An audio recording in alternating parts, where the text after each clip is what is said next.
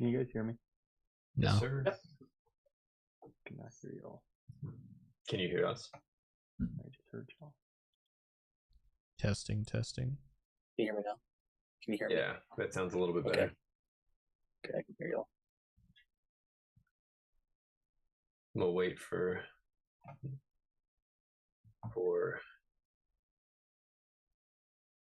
Monk to get set up. I didn't know if I should use that name for this, but I don't care. okay. We'll wait for Jackson to get set up and make sure he's all settled in since he's streaming.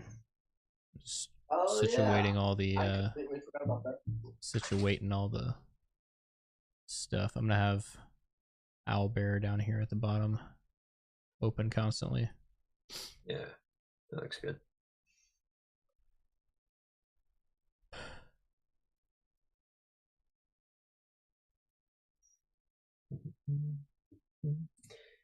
In case anybody has not looked at it yet, in your main reference sheet, I added a table full of items and service prices that you can find for the general things for the camps that you go to and specific services that different factions might offer.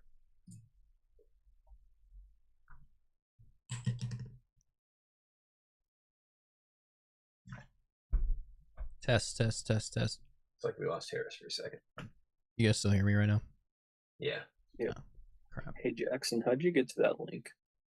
It's in the chat. Oh. It's a saved chat link. So pull up Zoom chat. Is that something separate? I don't use Zoom very much.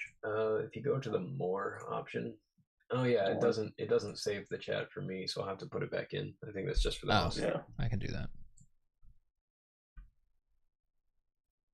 Sorry, I turned my headphones on and it kicked me out of the Zoom for some reason. I'll make the Zoom link. No, but in case it's on the stream, I won't. Not that I'm worried, but I was gonna say I'll put it in the. I'll hyperlink it without it being the actual stuff.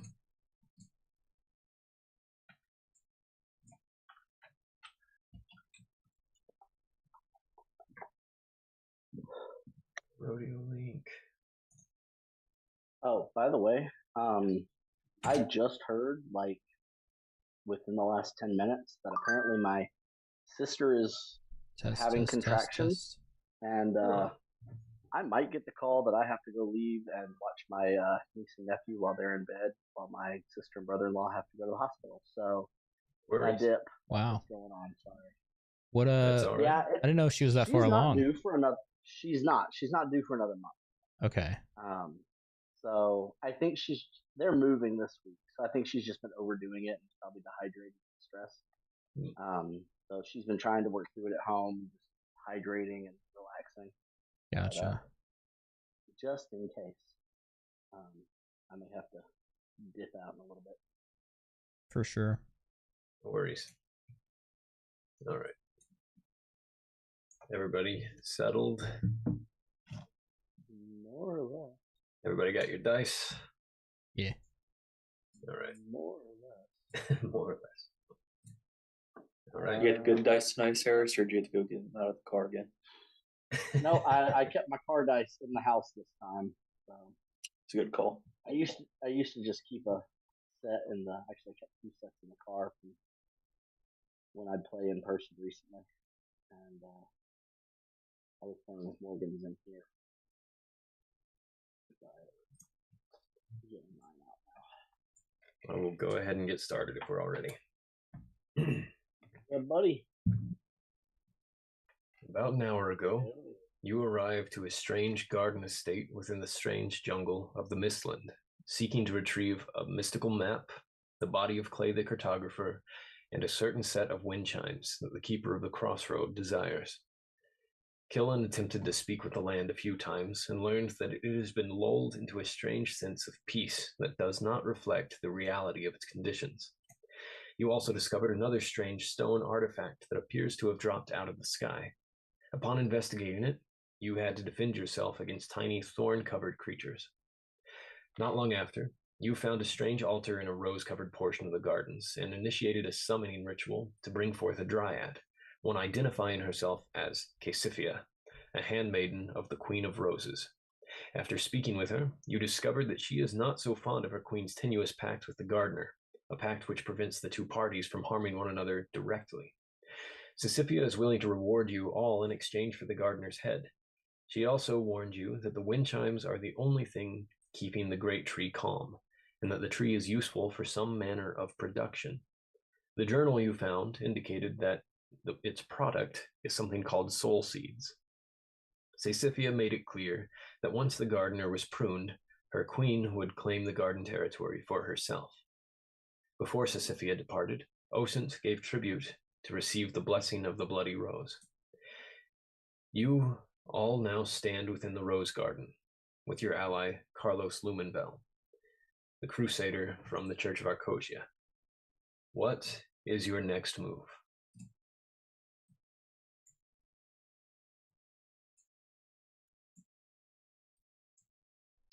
So we have the blessing and we're essentially ready to go to the tree then, huh? Yeah, you specifically have the blessing on you. You know the area where the little thorn things attacked you? The tree is due north of that. Sweet. So I think we need to go onto the tree now and get the wind chimes for Scarecrow guy, the keeper, whatever his name was. Finally, if we do that, we will get the answers we are looking for. Specifically, we can know where these creatures are lairing at night, or rather in the daytime. I have access to mine. Yeah, give me a second. I will update your access. Thank you, thank you.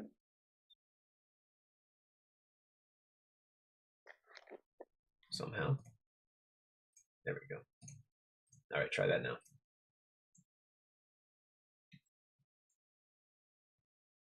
All right, so as you head back through the area with the purple flames, Carlos is taking the exact same path, not veering from it. He's keeping his torch with him just in case. Good call, good call. Smart. Okay. As he crosses over this thorny area, he seems particularly eager to get this task done. I will reveal the next thing. You see, everybody put yourself right in the first little area. Oh yes, and there we go.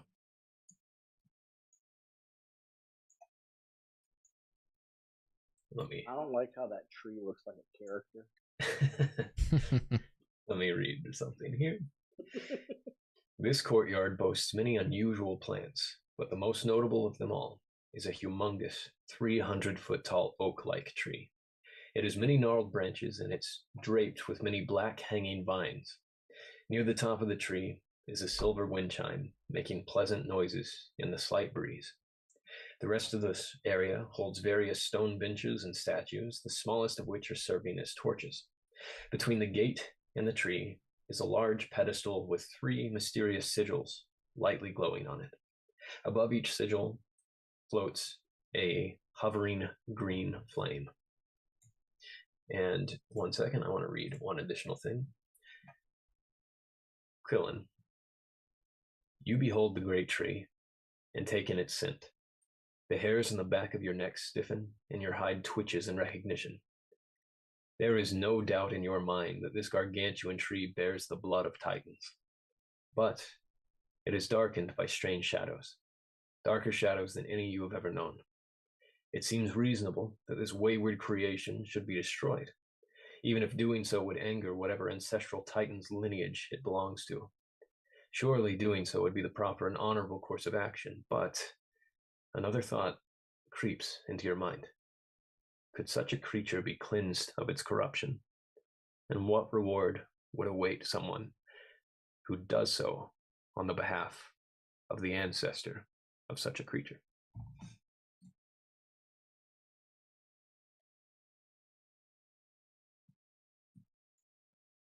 Whoops. Sorry, I did accidentally moved. That was just the wind. Kill it!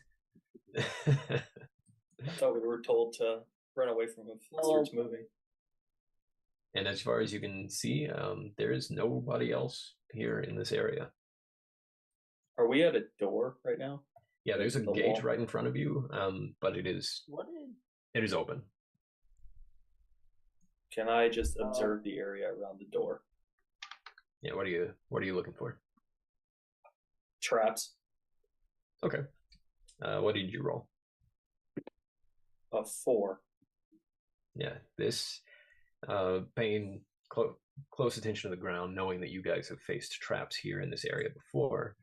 As you take a look around, you see nothing that indicates that anything like those bear traps exist, and you're fairly certain that this ground is stable with nothing to hide.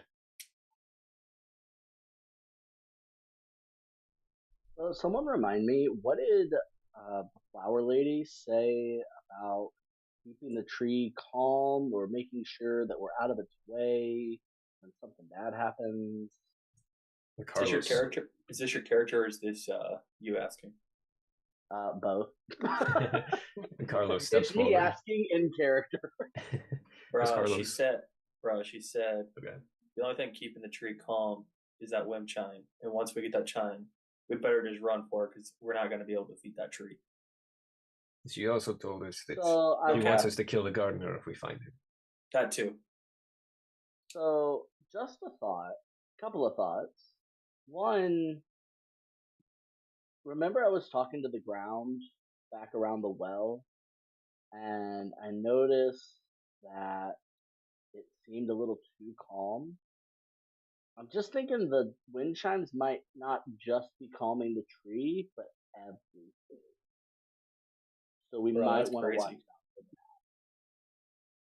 Also, this thing is definitely a Titan, or at least has the blood of Titans in it.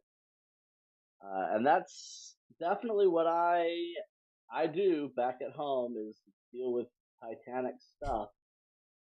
But it seems cursed, man, and I think we might be able to help it. Right, no cap?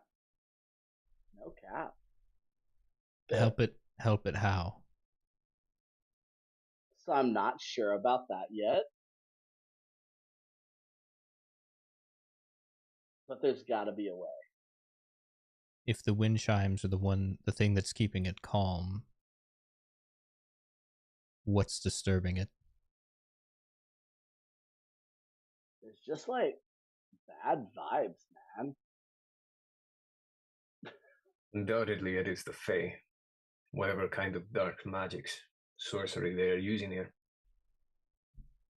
I am not opposed to redeeming what needs to be redeemed, but this thing, I am not so sure such a thing might be possible. But you know nature better than I do. Perhaps you are right. Regardless, we are here to do something specific. I know we're here to get the chimes for the keeper. What? I keep calling him the wrong thing. No, that's right. The keeper. Okay. There's so many just vague titles. The keeper, the gardener. I know we're here to get the chimes for the keeper, man, but I'm here for the Titan. That's what my elders sent me on this mission for. Did they send you to slay it? You gotta do. Or did they send you to help it? Or did they give you any specifics on that? I was first supposed to just learn and observe and figure out what it is. Well, perhaps you could take this news back to your people and come back some other time when you have a better idea of how you could help whatever is going on with this thing. I think that's probably a good idea, but let me try something real quick. I'm going to try and talk to the tree specifically. Okay. 6, baby. Okay, so you successfully do your little patterned movement with your 4 hooves on the ground. You Can focus. I see him do it? Can I see you do it, Harris? Right now. Can you do it? For the however many viewers Mr. Monk / Jackson has. Oh, I'm sorry. What hooves? So I'm just gonna use my hands. What were you asking, Kyle? Oh, I just asked him to do it for the however many viewers. He just wants me to dance. Dance monkey. Yeah. So as you do this, you feel like you get through a little bit further than you've been able to do before in trying to connect with the landscape around you, and specifically, perhaps it's this place that you're in. The presence of this thing is stronger. You feel this. Yo, what's up, Dijon? Calm breathing. It is an agitated breathing, but it's as calm as it can be. And it seems to vaguely be aware that you have entered into its presence. What do you say?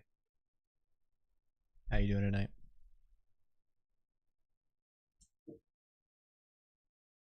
Oh, great tree. I see that you are a child of the great ones, but something is bothering you. Something's wrong. I want to help. What do I need to do? The voice you hear sounds like a child. No, I'm very happy. Spring break. I'm just resting. Granny's taking care of me. Who? Granny.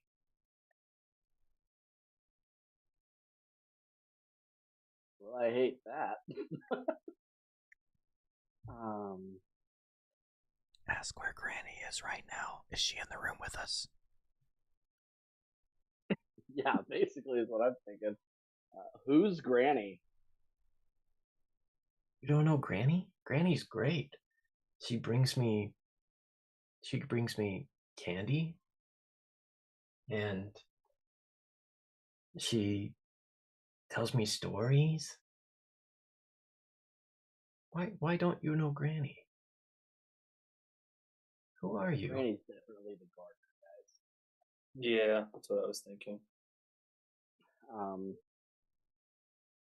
I thought the gardener was male, but that just might be me misinterpreting. Yeah, I think we just assumed that because that's kind of the thought I had. Like, I thought it was a male, but I don't think we've ever actually been told that it is. Since this technically happened within the last few minutes, you were told that the gardener is male. Yeah, that's what I thought. Oh, were we? Mm-hmm. Okay, never mind. So there's a different entity here that we don't, an unknown. This is lonely.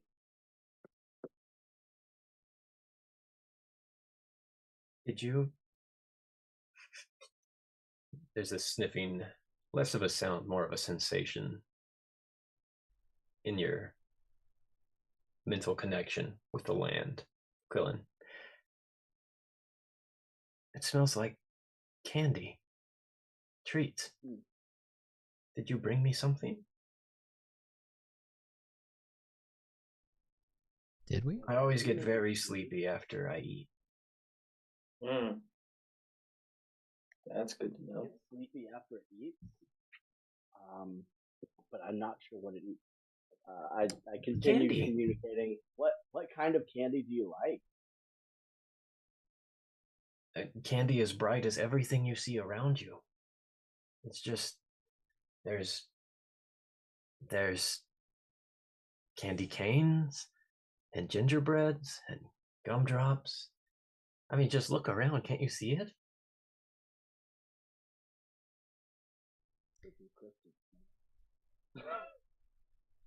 I say as a centaur. What are me and Osen doing right now?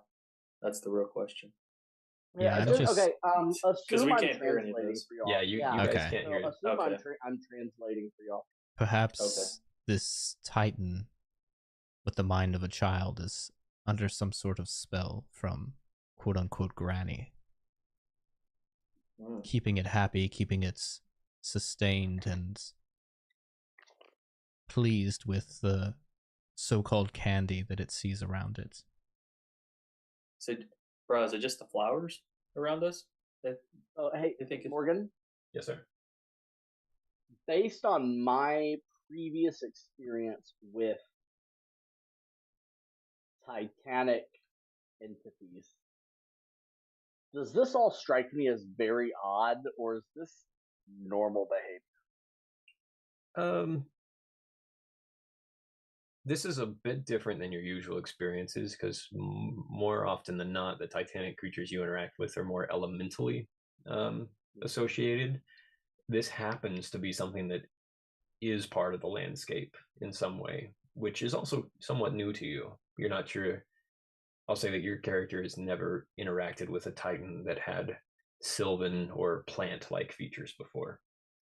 So this would be the first time you've heard this. As far as the age range, that does seem reasonable because a Titanic creature's child can be thousands of years old and still be considered a toddler. Okay. Do we hear the wind chimes? Is there like a certain melody that it's chiming? Just standard wind chime sounds. Just very light. They seem to be just silvery, maybe zinc or aluminum, maybe tin, just lightly playing. Nearly 300 feet up in the sky, but you can hear it from there. It seems to echo in this empty. I talk to the tree again. I say, do you like the wind chimes? I really like music. Yeah.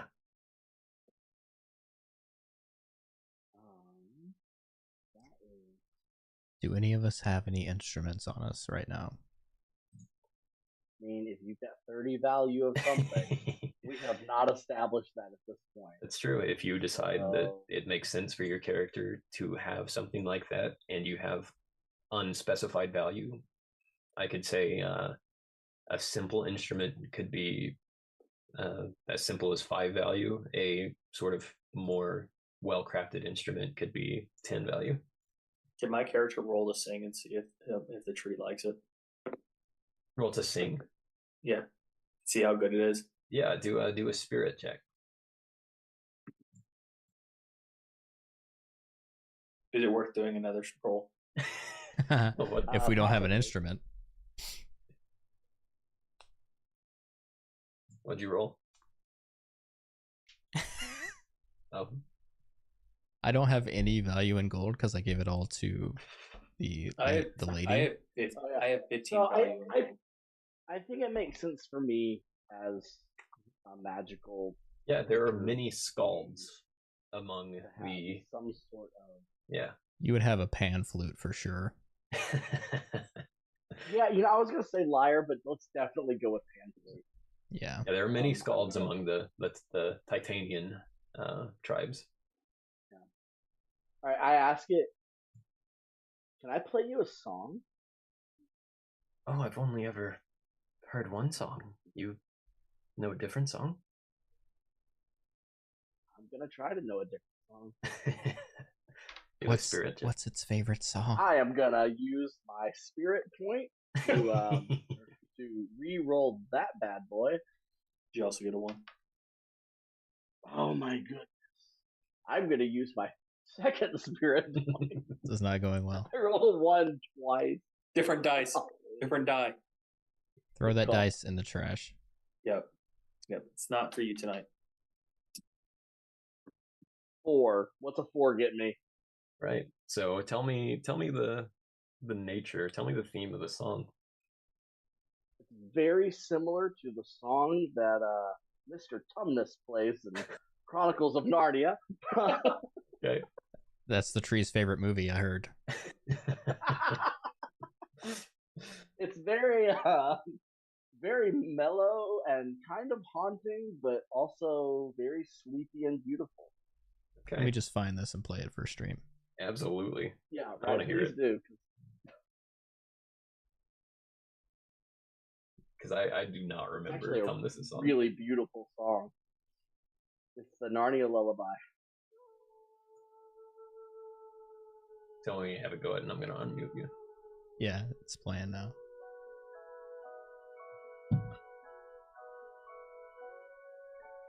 You said you're playing it? It's in stream, yeah. Okay, I remember that. Yeah. That's all right. So you have this that was a good way to describe it, Harris. A simple, melodic, sort of ethereal sounding song, and very pleasant. And you get this sense that the tree enjoys this. Like, this is a little bit new to it, and there's this slight little shudder even under the ground. And specifically, Harris, you feel it first, and the rest of you get this slight sense that the ground just moved a bit. And in like a good way or a bad way? Yeah, like not in a bad way, but any sort of movement that this tree might do with the roots as they are and how widespread they are could turn bad, even if it's pleasant right away. And it says, I really liked that. That was nice. What do you call that thing? This is a flute. Flute. I wish I could move and do that like you do. Granny said that that's how I can eat so much, that I had to stay still and make sure that it's all filling me out, I think is what she said. So I agreed to stay still for a long time, and she helps me with, well, she got the nice man to put this chime up at the top of my branches.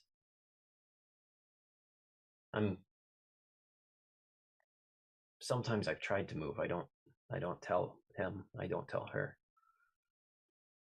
I can't move very far, just a little bit. It's just the vines on me. But I can't push air like you can. How did the tree sniff us if it can't move air? How did the tree sniff you? Yeah, you said. Oh, yeah, that's right. It wasn't an actual sniffing. It was a spiritual sniff. Oh, okay. Sniffed our spirits, huh? I see. Good call, Jackson. All right, so maybe again, given my knowledge, and I'll roll for this if you want me to.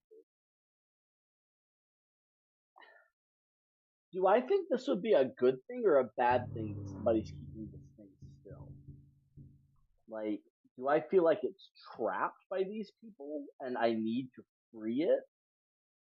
Or it's good that it's being kept stationary because it would be destructive otherwise?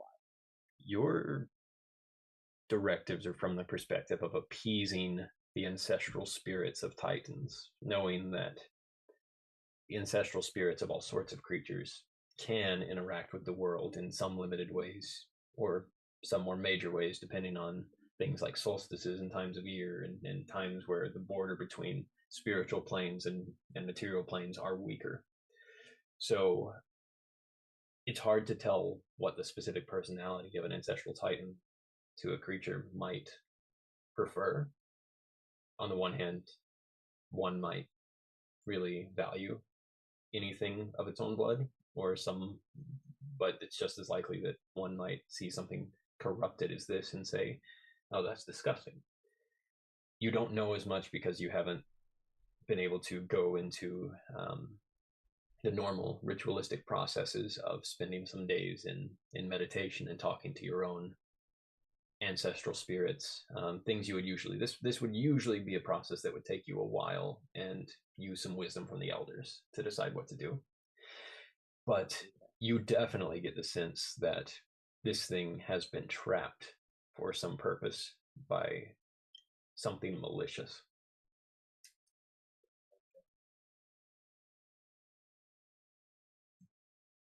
So, speaking to the rest of the group, so guys, this tree is young and beautiful, and it's being kept here by the gardener and whoever this granny person is. And I don't know what needs to be done. I don't think we need to kill it yet. I need to talk to my elders about that. But I know we need to get the wind chimes for the keeper to even get out of here.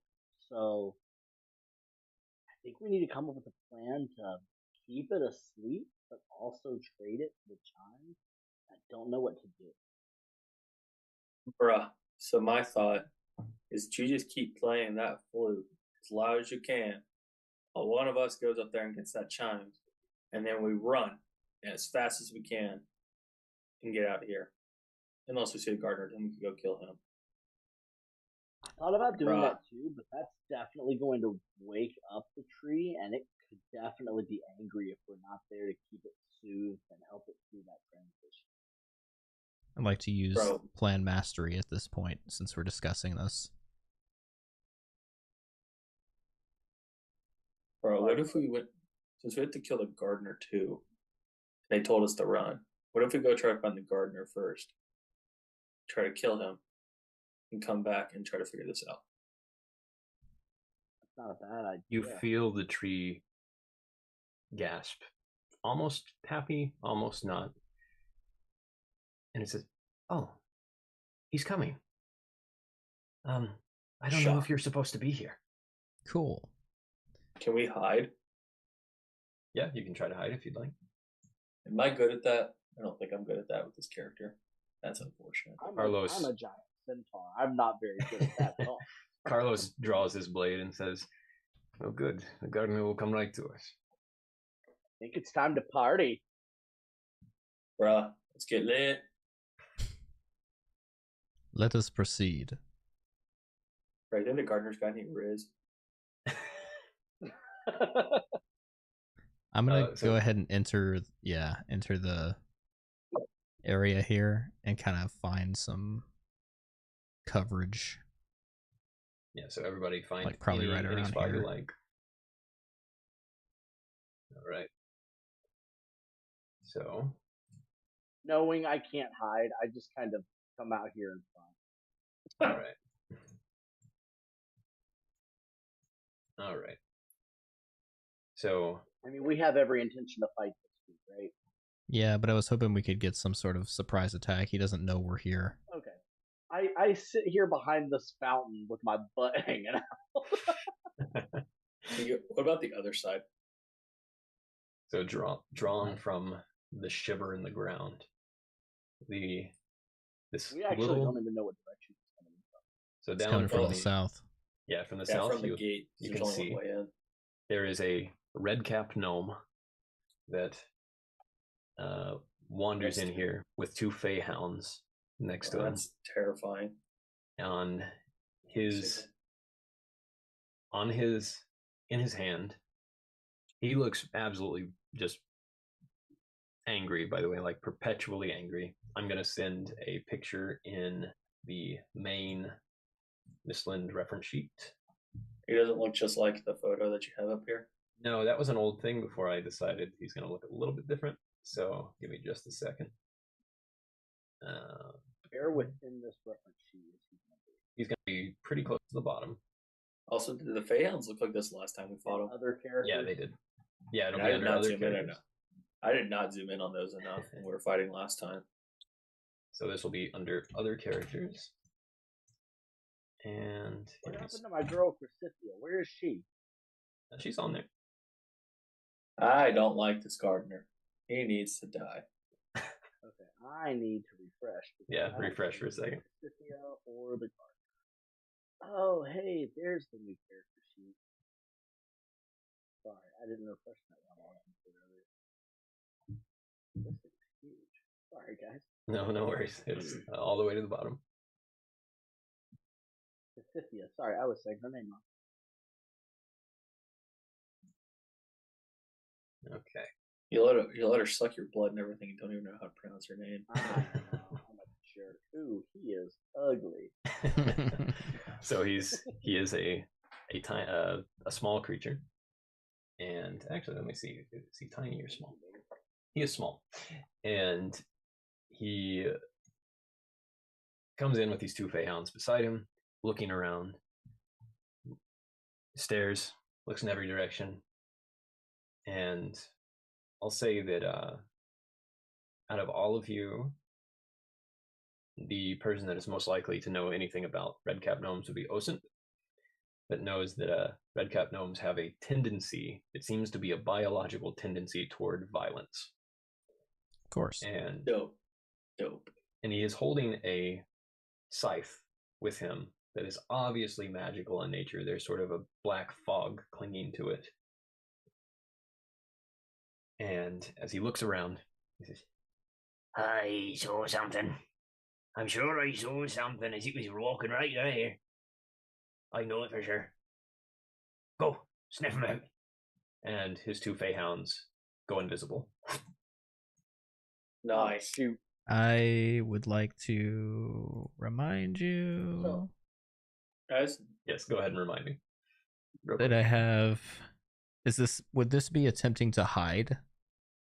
So this is true invisibility. So it'd be a little bit different than that. Okay. as this occurs, can I use an action on the gnome? You can start combat by using any action right now if you guys want to. I think we're going to start combat. I want to start. I was going to immediately use volley, but that's not going to work.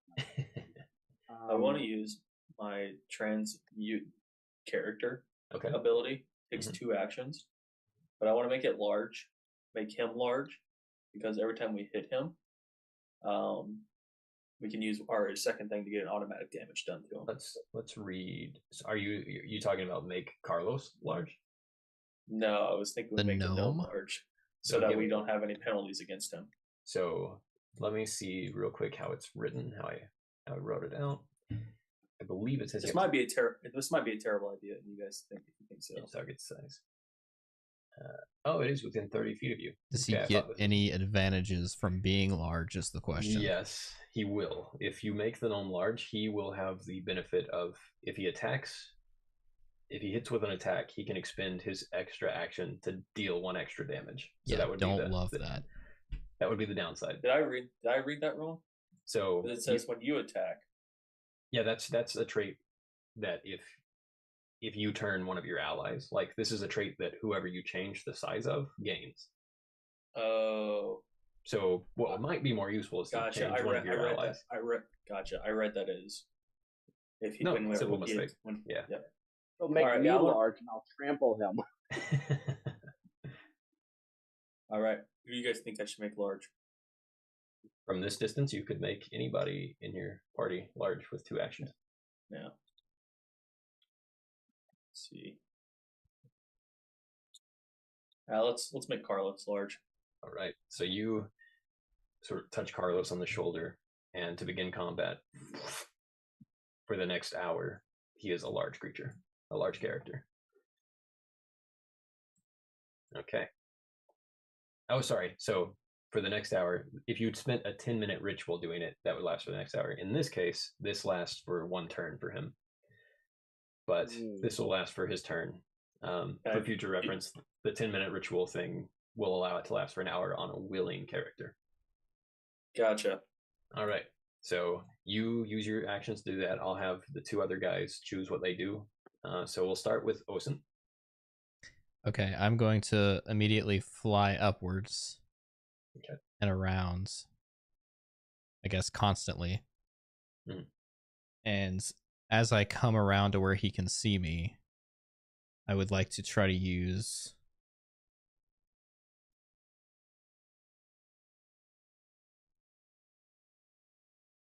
power mind control. Okay. Go ahead and attempt. That's a 2. So actually, the target rolls for this one. So let's see. Oh, true. I'll go He has ahead. to. Let's see. The target rolls. He needs. If he rolls a 5 or 6, I'll just go ahead and roll. That's right. Where you guys can see. And let me make sure he doesn't have any abilities that can resist anything like this. Okay. Okay, he rolled a 3. Ooh. So you control the target during its next turn only. Okay. All right, so it's upcoming turn. So I'm going to. So good start. Good start. Good start. And all right. And let me make sure I want to. Go ahead. No, that's okay. Go ahead. All right. When his turn comes around, I'll say what I say. So if similarly on episode 1, you control the target during its turn. But if it takes any damage. Okay, so if you do if you end up being able to do the long-term effects of controlling it for a long time, that's when, if it takes any damage, that could break that. But this one does not specify right now that taking damage could break this. So that's why we playtest. So we can still damage him, and I can still control his next move. Yes. In that case, after I cast Power Mind Control, I'm going to go ahead and do a Toxic Strike. And yeah. Well, no, I'm going to go ahead and attack him since I can still control him via the game's rules currently. I'm going to take advantage of this. And I'm going to do... It's an exploit, but yes, this is definitely an exploit. This is why we playtest. Exactly. And I'm going to go ahead and do the natural ranged weapon as I'm still up in the air. I'm going to whip around and throw a projectile quill. I didn't see the changes that you made here. I just updated the language in it. So you basically can't suffer penalty for using your projectile quills. Got it. All right, ready? Which means that even though this is a small creature, a small character, all right, that is still a miss. As a 1. Yep. Assuming that's what I saw. You saw it. All right. Is that what you got last time, or is that the first time you got it? That's the first time I got a 1. All right, so then I will have Killen. What are you doing? So the first thing I do is I use my aspect of hide and shell. That raises my defense by 1. Because I'm not playing with these stupid Feyhounds anymore. Said never again. After dying, it'll do that to you. Right. And then instead of moving, can I just shoot an arrow at homeboy? Yeah, absolutely. All right.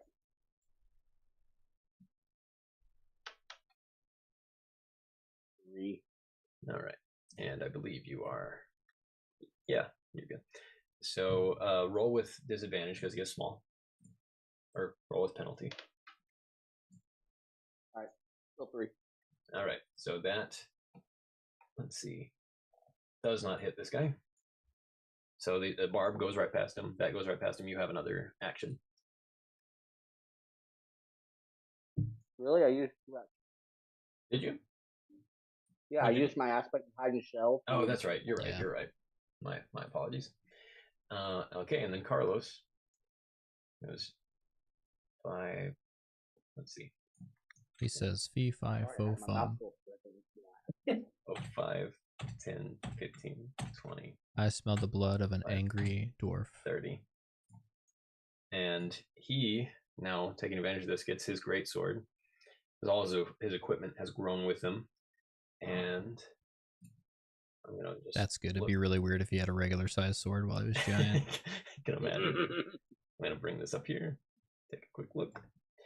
Just make sure I'm not forgetting anything.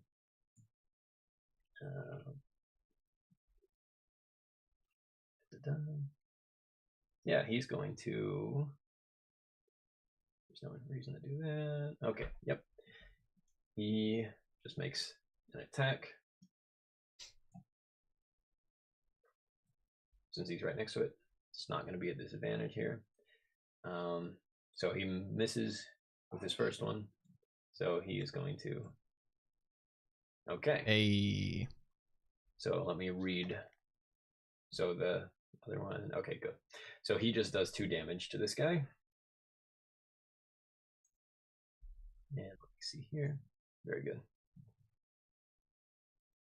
I'm just making sure I know how much health this guy has. Good. Okay. Oops. Hey, Morgan. Yes, sir. For future reference in this battle, can you describe the topography of the area we are in? Yeah. I sort of did the basic description before. But this, I got you. This is all flat. Yeah. This whole area. You could kind of What about this thing up in the middle? Is that like a raised platform, or? It's not raised enough to get you the height advantage you would need. Okay, cool. Thank you. Yep, no worries. Okay, so Carlos used both of his actions there, and let me look real quick about how Kyle's thing works. It would have been an action, looks like. Yeah. So you would have hit the first. Would have hit the first one with the 6 until the end of the target's next turn. Yeah, I was just seeing if he shrinks now, and he does. Yeah. Oh, whoa, he went real shrinky. Wow. Okay. And that seems to be everybody's things. So we'll start with your control over the red cap, Osint. Okay, so I basically use the voice from Dune, and I nice. The voice of the Emperor. And I say, "Call off your hounds." Okay. Get back here, Mutt.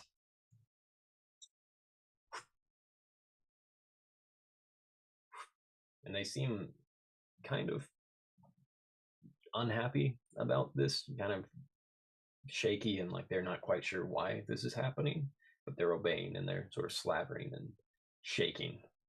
Let's see. Point of clarification for mind control. It happens for 1 turn, or the target's next turn. If they have 2 actions per turn, do I get 2 controls per turn? Yep. Yeah, so I will consider that like an action to have affected his allies, but you have another action here with him. I gutturally say, "Throw me your weapon." Yeah. And he fly tosses this thing over to you, and let me tell you exactly what this thing does. I'm going to send you an item. That's the one I'm looking for. That, I don't think you realize yet how good of a move that was.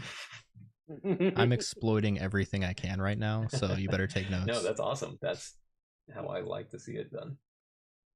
All right. Where did this go? Hold on. No, the items. There it is. I'm going to put it in your particular character sheet. Cool. And it'll be right under your potions.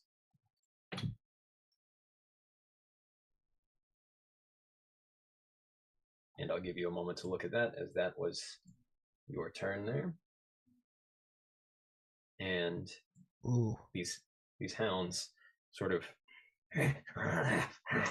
and don't do anything at the moment. And that is technically the end of their turn. And then as the gnome's turn ends, he says, "Wait, no, what did you do to me?"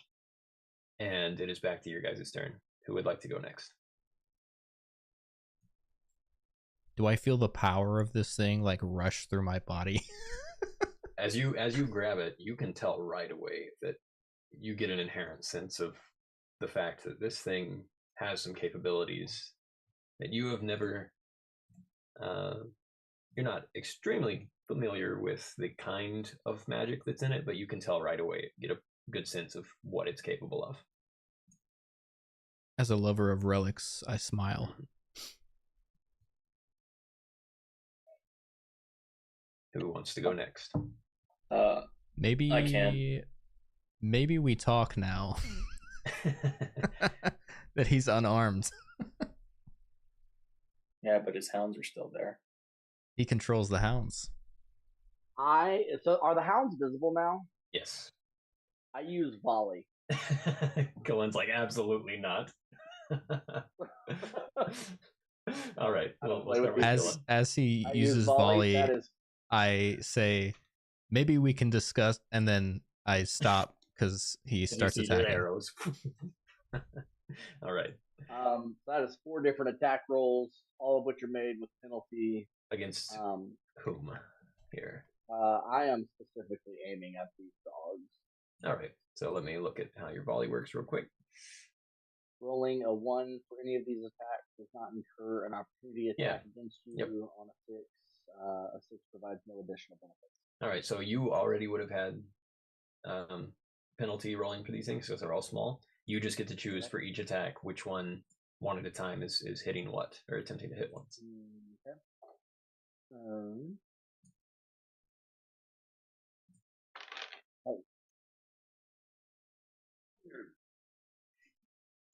I'll just choose the closest one to you first. Sorry. Yes, I'm going for the closest one first, but that's a 2. Okay.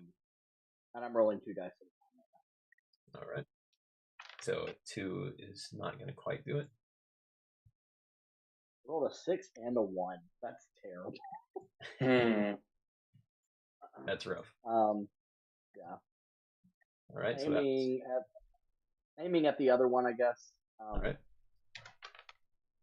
A 3. Okay.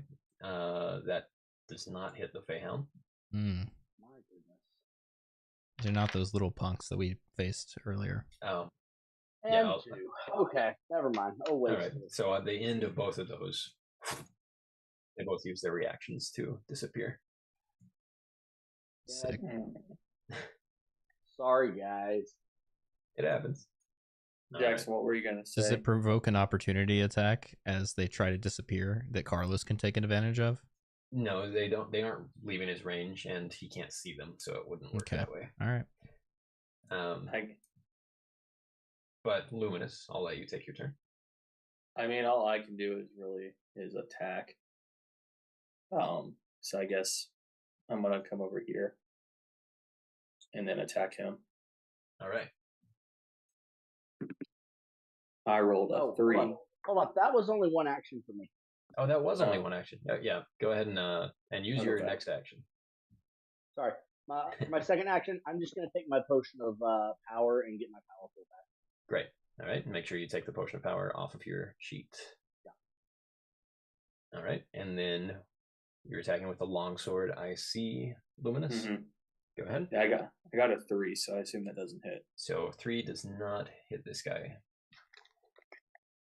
It just connects with his armor and doesn't do any damage. I will roll again to attack. All right. Go ahead. I got a 4. Okay. So that one does do a damage to him. All right. Okay. Then before Carlos's turn, Osen, do you want to try anything? Yep. I'm going to go ahead and swing around, scythe in hand. Okay. And swing on him. All right. That's a 5. Are you using the first option that is on? Yeah, just the regular Bloodthirst strike. Okay. You use the scythe's first ability. And you said you rolled a 5. So you do a damage. And even though you are at full health at the moment, you feel this surge as if that would have restored you had you been harmed. Oh, that's cool. And as I swing through, I carry my momentum and I swing again. Okay. That's a 3.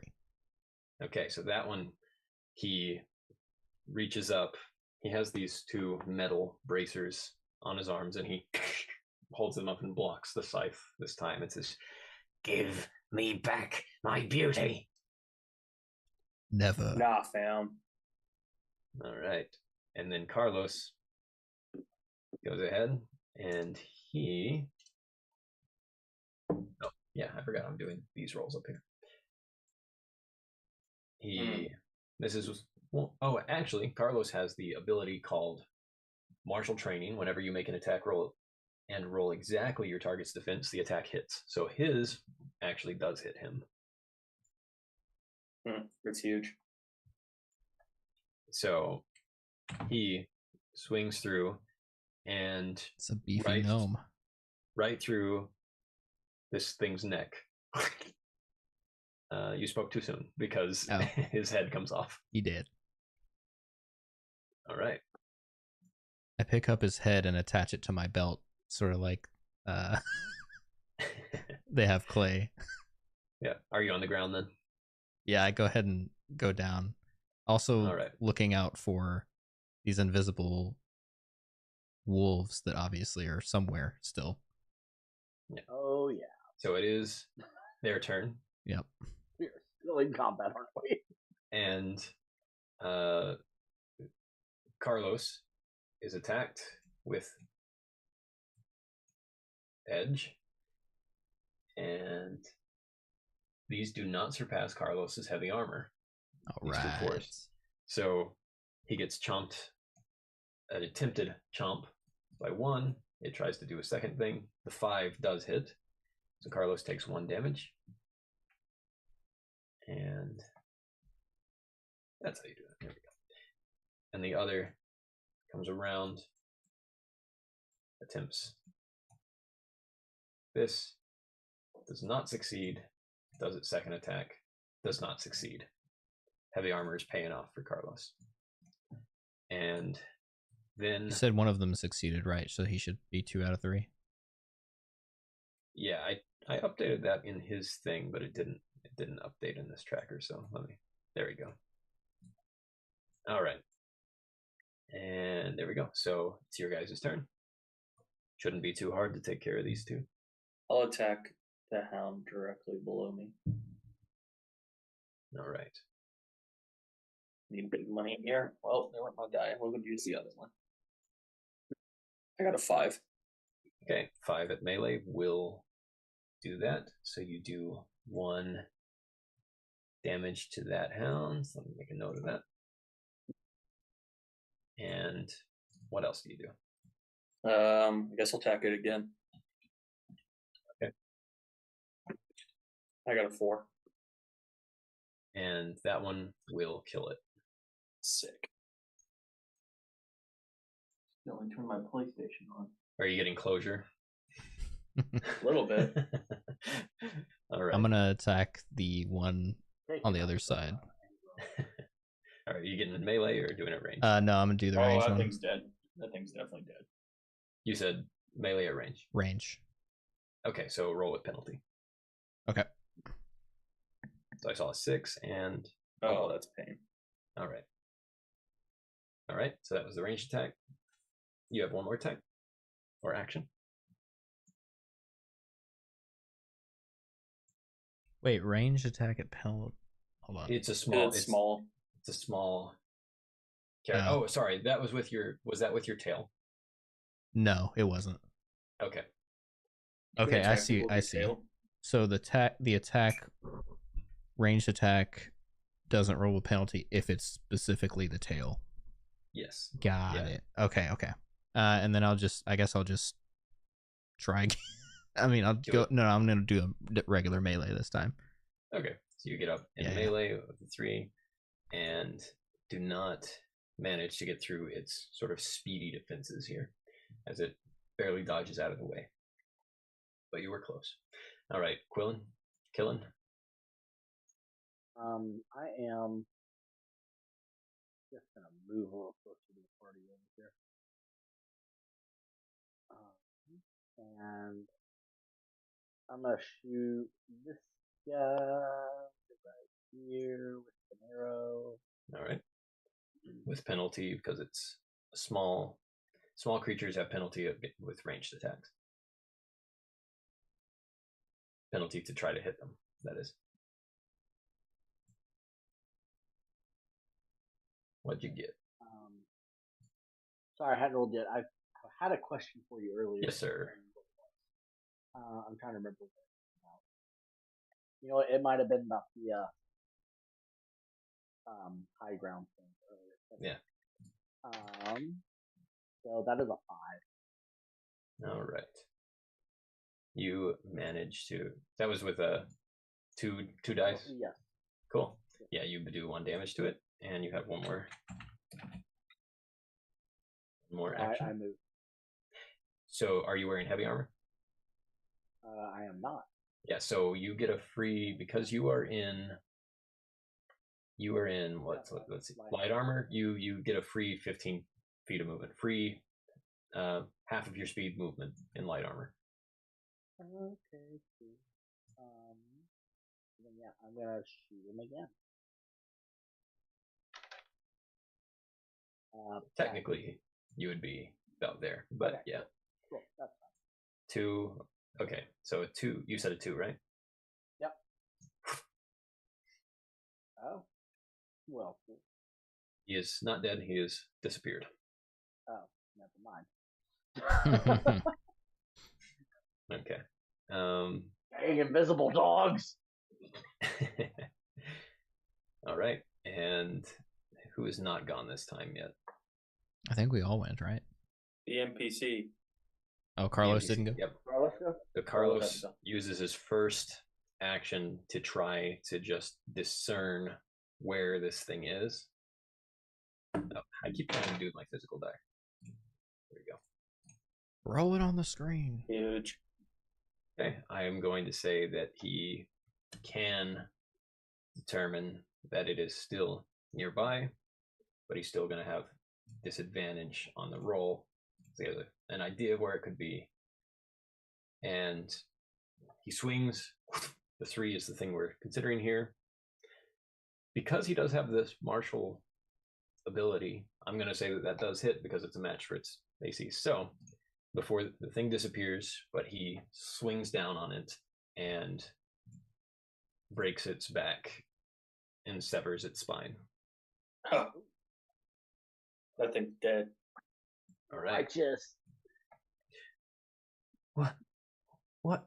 Why did you do that? Uh-oh. What? Why did you do that? And you feel the ground shaking. You might need to talk to your Titan friends, Quillen. Yeah, bro. It's all you. Got this. No All right. cap. So I begin conversing with him again. What do I say? You will have penalty in whatever you try to persuade, however you converse, whatever attempts you make socially right now will be rolled with penalty. Reminds whoever... Oh, I didn't catch the tree's name. Remind the tree. I don't think we have. Remind the tree that the gardener was the one who refused to let them move. I thought that was Granny. Granny was different. Shh. We're assuming.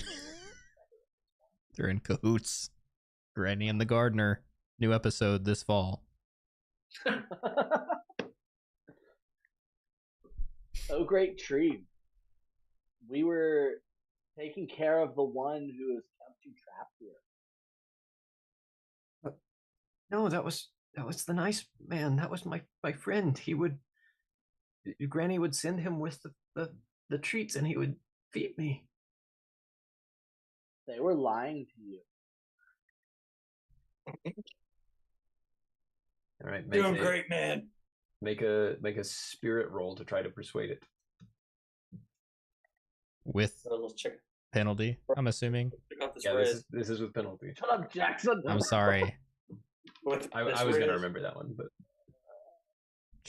Trying to be fair here. That would be a 4.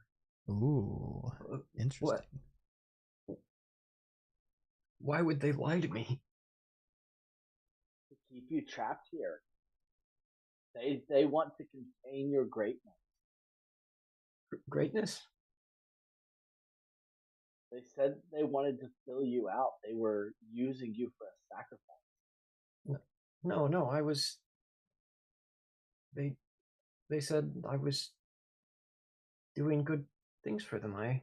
They gave me sweets, and I gave them those things that I spit out. That's part of it. They said that I was helping everyone. What do you spit out? It's magical. I eat the sweets, and it's like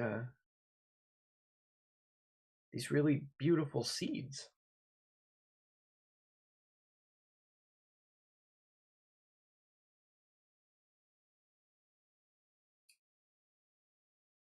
I think we need to find some sweets. I don't understand. But Granny's gonna be so mad.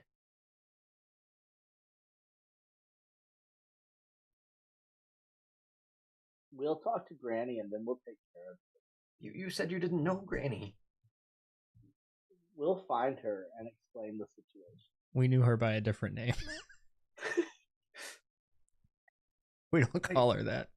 No, you can't find Granny. Granny finds you. She's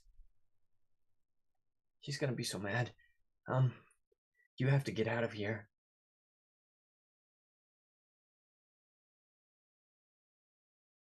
Tell him. Get out of here. Tell him we're trying to get out, but we need those wind chimes. We're stuck here.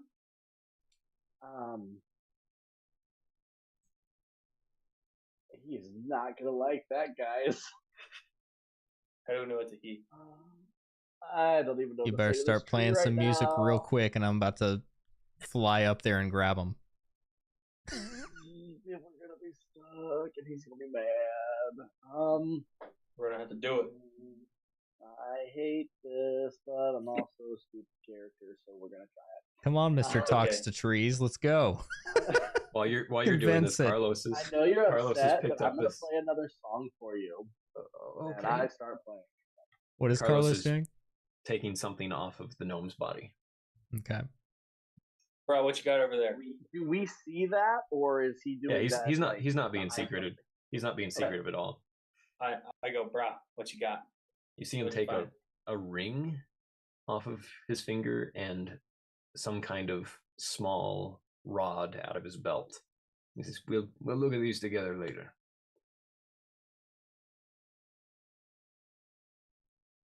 All right, Anzu, you start playing music, Killen. Can I roll to like hum along with the melody and assist his music? Yeah, sure. Try to help do an assist. So you will roll with edge here, Quillen. All right, I got a 5. Did I need to roll for that? No, you're good. Oh, 6, baby. Okay. Let's go. Should I roll as well? No, we're good for now. Sounds good. What are you rolling for? I don't know. I've realized whatever. Character that my character. I want to help. Let me useless. roll. My character's useless, so I made mistakes. So I'm gonna have to do some upgrades. You go ahead and start doing this, and you're assisted, Killen, by Osen, who says there's no need to not try to be involved. And Luminous, if you want to try to hum as well, you go ahead and do that. And you. Luminous sounds like Scuttle from Little Mermaid. I'm just tapping my foot to help. The tree does seem to be calming and trying to stay calm. And this seems to be an opportunity where if somebody would try to get those chimes, this is the time. I'm flying right now. You fly up, and you see that as you're flying, all these black vines that are hanging down, the ends of them look more like nooses than anything else. Oh, sick. Love that. You get to the chimes, and they're just sort of tied around. You got married under that. It does kind of. You find it's simply tied around with this leather thong. You take it off, and there's this. Or do you? Yeah. Oh yeah. Okay, and there's this slight. Maybe use the scythe instead of your hands. Get some distance. This slight moment where the disruption is noticed, and I need you to make another roll with edge, killing. Oh, he makes it with edge? Okay, sorry. Oh, yeah, he makes it with edge. That's a 3. I got a 5 if that helps. All right, so this is basically an assisted. That's why it had edge. The ground rumbles as he says, "No, no, no, no! What are you doing?" I'm flying away, is what I'm doing. So as you're flying away, I need you to make a body roll. This was a bad idea. All right, time to make my body roll. I'm gonna re-roll that. Use one of my body points. Roll, body, roll. Better. Should I re-roll? You deftly swing out of the way as your wings, you pull them in together as you see two of these gallows try to snatch at your feet. Yeah, I do a cool like and like engulf my wings around me and dive straight down. So you just do a free fall to go down really quickly, and you're nearly out of this thing's reach as you see a large branch swinging towards you. Make another body roll. And I'm gonna use my very last body. 6. Okay. Huge. You step on top of the branch and then roll off of it and dive down, and you get about to this point. Now, everybody else on the ground, Luminous and Killen, I need you both to make body rolls as well. Luminous got a 2. I'm gonna Everybody's using their body points. Body roll. Okay, there you go. All right. That was a 5. All right. Good. We're not dead yet. Soon, but not yet. Let me see what color would be good for this. All right. That's what I'll use right there. I'm alive. Assume that area is filled in. Some caverns start to open. No, need to run. So, and let me roll for Carlos real quick. I'm not running. I am flying. He's gonna NPCs work a little bit differently here. Bro, what an NPC move right there. Carlos It really was. No, Carlos. You can't kill Carlos. Sort of stumbles back and it catches the edge of this chasm as it starts to open. So he is hanging with heavy armor in the edge of this chasm. Can I reach out my hand to try to help him up? Yeah. Do I need to go ahead that? and just make a body roll here. See if you can. I got a 6. You grab him sort of before he falls in and pull him forward. And this is the opportunity for you guys to run. Yep. I'm flying. I'm like flying past them out of the gate with the wind chimes in hand. All right. And when you get about there, I'm running, but I am clearly upset about having to leave this situation. Okay. And we're all okay with that. Like at the door, I kind of look back and then run again. All right, everybody. I need you to make. So you were wildly to look. Not look bad. This area is also shaking, but you know that you can see that right in this area here, some sort of thorn rose bush vines are growing and clinging, and they're stabilizing the ground in this direction. That's our girl. Oh. All right, babe. Get us out of here. And as for where you are right now, everybody needs to make body rolls. 4. I just got a 1. I just got a 1. So, Osen, you have the advantage of flying, so this is actually not going to affect you. Oh, thank goodness. Okay, who else rolled? A 5. 5 and a 4. Okay, very good. And let's see what Carlos does. Do we see Sophia, or you see her vines and thorns digging into the ground, rapidly growing sort of that way, and they're stabilizing the earth. But you can tell that going further south, there are more openings that are happening. She's probably aware that we killed the gardener then, right? That we've Probably. like held this. She's at least aware that the ground is, that you have the chimes. She's certainly aware of that. Okay, can I? We go to her. Well, Yeah. we told her that we're running. Sorry, go ahead. And you do have the gardener's head on you. Yeah, we told her that we would bring him. Like that was sort of the deal. Like I know that might have been a figure of speech, but we told her that we would bring her his head. Yeah, we gotta go do that.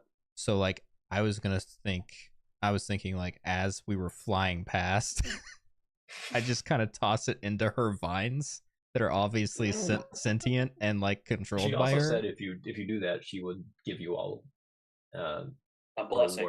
I don't know if we have time for that.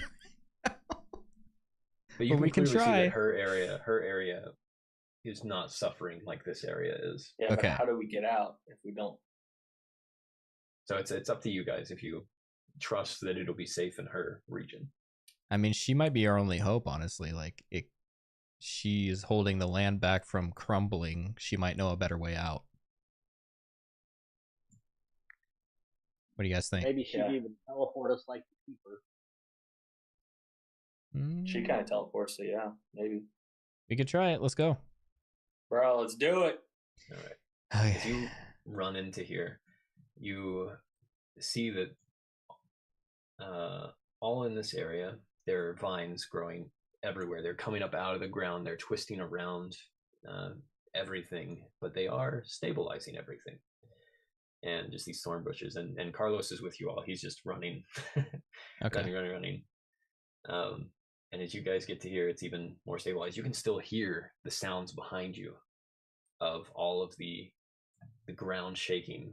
And I guess since your awareness is still open, Killen, you can hear the just thrashing, angry, like toddler thrashing of this tree as it's screeching. And I assume we're kind of at a resting point here. We've stopped running. Yeah. Guys, I really don't like how we left that tree. I think we could have helped calm it down better. It is. Bruh, how? How, bruh? That thing was gonna kill us. Like, no cap, we did. It's a baby. I don't know if you understood that. I hear what he's saying. It was a child. But I keep flying to the altar, and I slam the gnome's head down on the altar. I'm just gonna argue with Killian back here the entire time about how like we were gonna die if we stayed there. Good luck, because Killian has moved up here. I shake my head and like. And I say, "Great." What are those things with her? She has a lot more things with her at this point. I hope she does like that. This. I don't like this. I say, "Great garden goddess, we have done as you wished. We have one more request." Oh, hold on. You have done better than I even imagined. This is perfect. And you got here in one piece. Look at this. A literal head exactly as I requested. Oh, and she grabs it off the altar. And she sort of admires it for a moment and says, "Look how disgusting this is. Look at it." And she holds it up. Bro, no cap. And she... While she's admiring the head, I kind of whisper to Osen. I say, we haven't stopped to ask who's the good guys and who's the bad guys around here, and we've been doing a lot of things. She has her fingertips, the tendrils of her fingertips come out in this thorny mass and sort of go through the redcap's ears and out of its nostrils and out of its eyes and says, "There we go. Beauty." I just whisper to Quillen, "We're doing what we must to survive and to escape." And as Carlos comes forward here, she says, "Well, as I said, a deal is a deal, and I love to make sure that we are all on good terms with proper people. So let's get you what I promised. First off, the blessing of bloody roses for everyone. So everybody gets the blessing of the bloody rose. That is on the main. Glad to see Flow still going as a blast playtest in the first iteration. Sheet, not character it's going sheet, really main, well. This campaign has at the been very really bottom fun. if you want to copy that over and put it on your character sheet. And then let me know when you're all set with that. I forgot what that does. I don't see it on my sheet. It's basically a non-reaction. It's like a reaction, but it doesn't expend your reaction.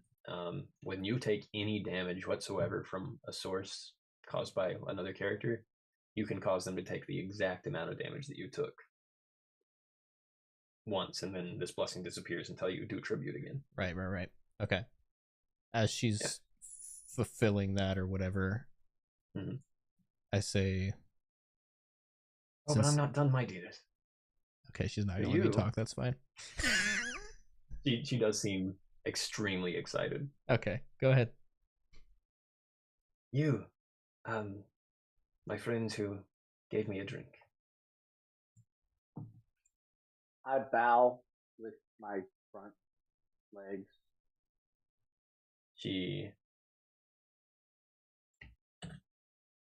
sort of out of the ground, these little tendrils come up and they form into a first very thorny armor piece that has all these little spikes out of it, and then it sort of fashions into a light armor of sorts made of this sylvan thorny vine material. And I will put what this is down inside your character sheet under your potion. Okay. And I'll give you a chance to look at that when you need to. And then she says, and my apologies for my impertinence there. You had something you wanted to say, winged one. Oh.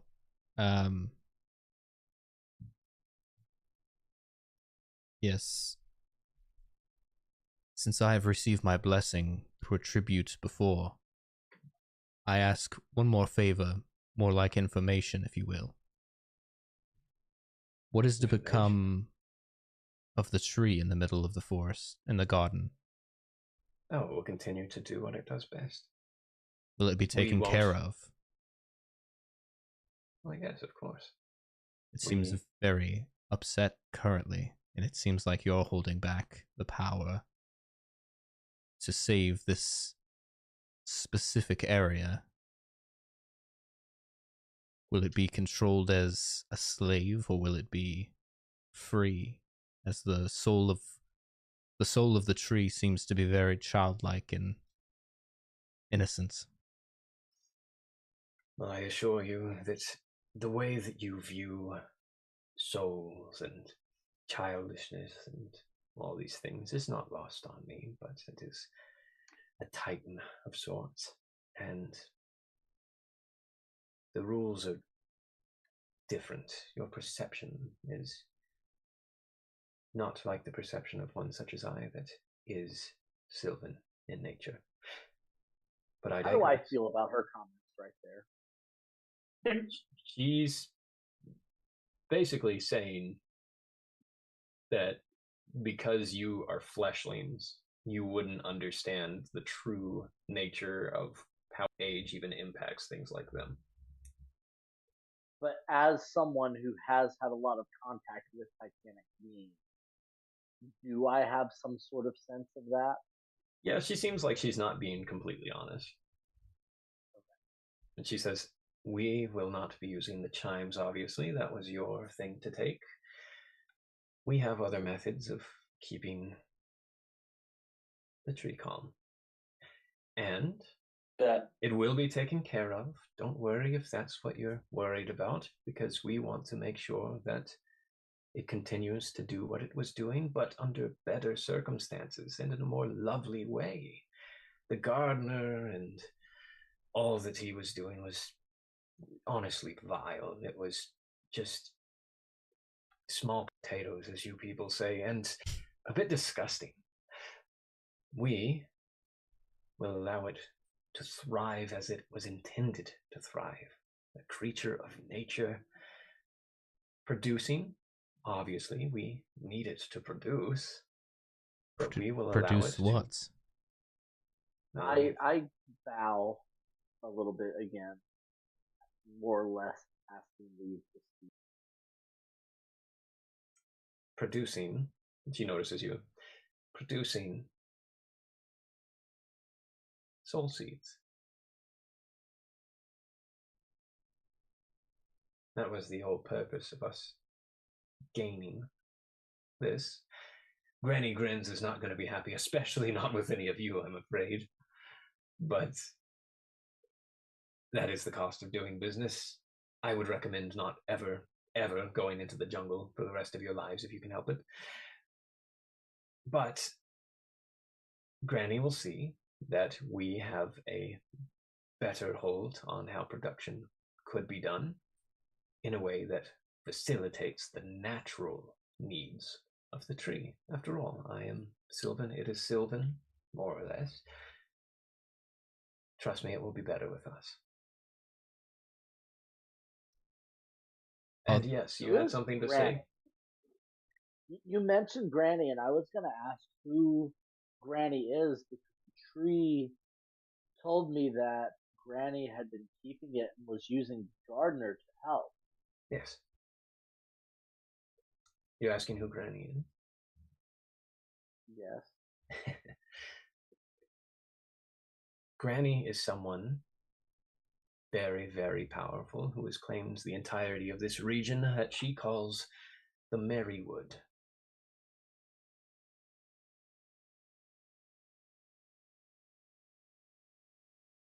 I'm simply trading one tenuous pact, telling her lieutenant was not doing his job adequately, and showing her that we can do a better job and build a better alliance. What do you do with soul seeds?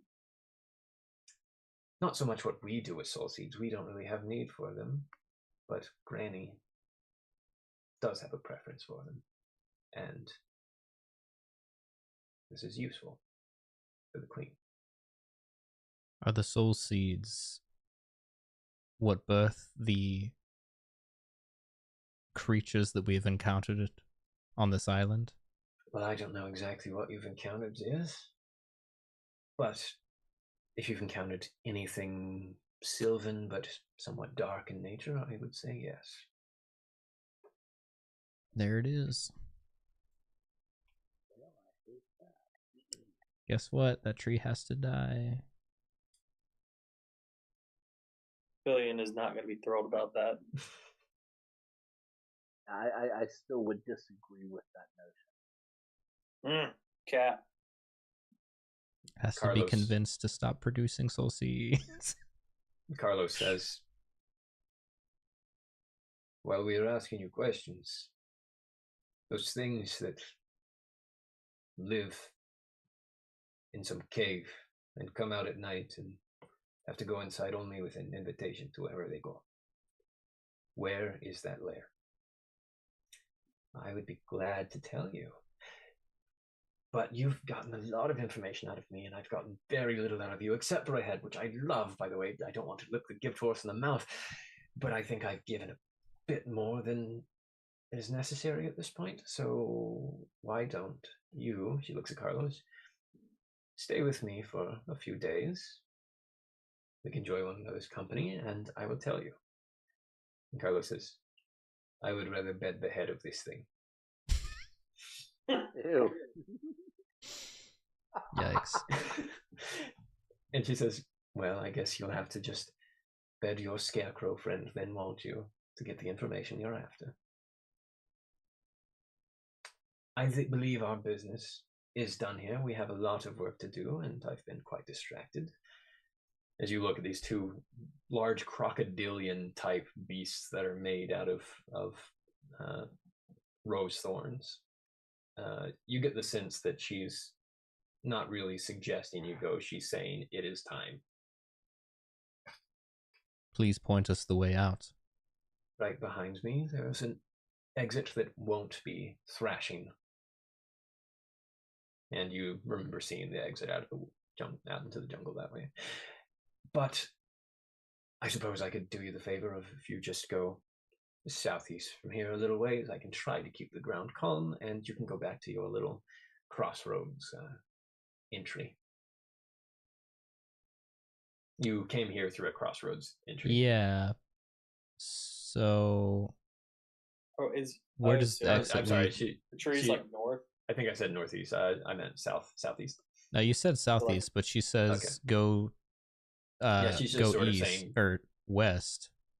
She said west to just go out into the jungle to find your own way, and then, as a correction, said, but if you're trying to get back to the crossroads you came in, she'll kind of provide a path through the first part of the jungle here, so you can get back to there.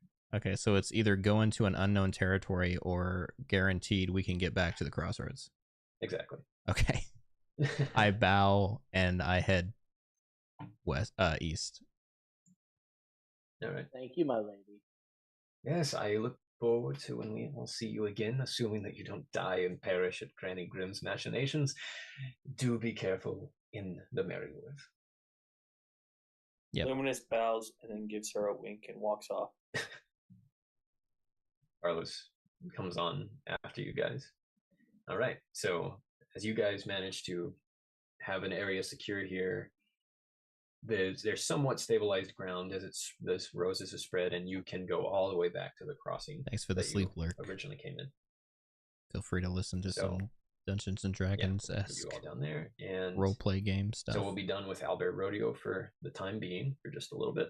So you can minimize that, whatever you like. And we'll go back to Theater of the Mind for a bit. As you guys are walking and you head to the crossroads, before you get there, Carlos says, hold on just a moment. I found these two things. This is your mission.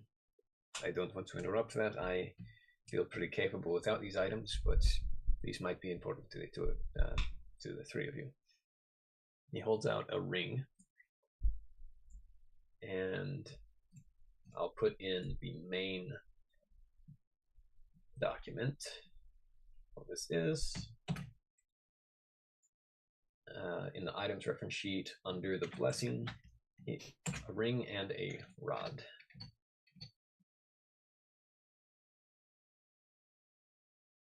I'll let you guys that's look cool. at that.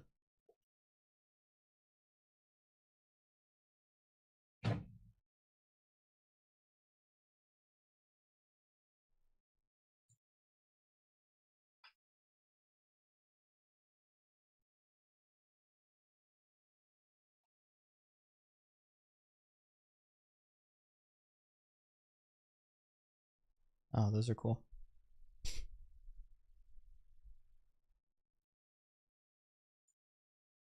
And useful. So does this look like anything either of any of you would be interested in? It could definitely be useful on the quest. Maybe we should divvy them up. I feel like my character would be interested in the sanctuary staff. Yeah, for sure. Since I'm able to adapt to environments already. Bruh, I think I could make use out of this staff. Well, very well. It's yours. You all fought well. I was, and maybe I was too hasty to judge you. Specifically you. The fiery hair, I think, threw me off. And the speech I just pattern. give him a wink. For role-playing purposes, I assume Quillen is kind of staring off into the distance, And thinking about the... Technically, I see that all of us have gotten at least one item from him, so I don't mind keeping the ring, but if you want it, feel free. I feel like it would be really good for Quillen. I was on mute and I was talking, sorry. Yeah. For role-playing purposes, since Eris isn't here, I assume that Quillen is kind of off to the side, contemplating life and the Titan, and I say, I will take this for Quillen. He could make good use of this ring. Oh, there he's back. So So Harris, in the bottom We of can't the, hear you, Harris. in the bottom of that sheet, Hear me the yet? ring. There you are. Yeah, the ring is being offered to you by Osint. The ivy ring. Yep.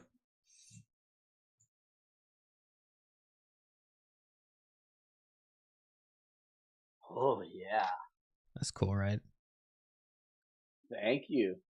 All right. Thanks, Zaddy. So we've got. Zaddy. So I'll put the ivy ring in. Yeah. So put the ivy ring in your inventory, Harris, and put the sanctuary staff in your inventory, Kyle. All right.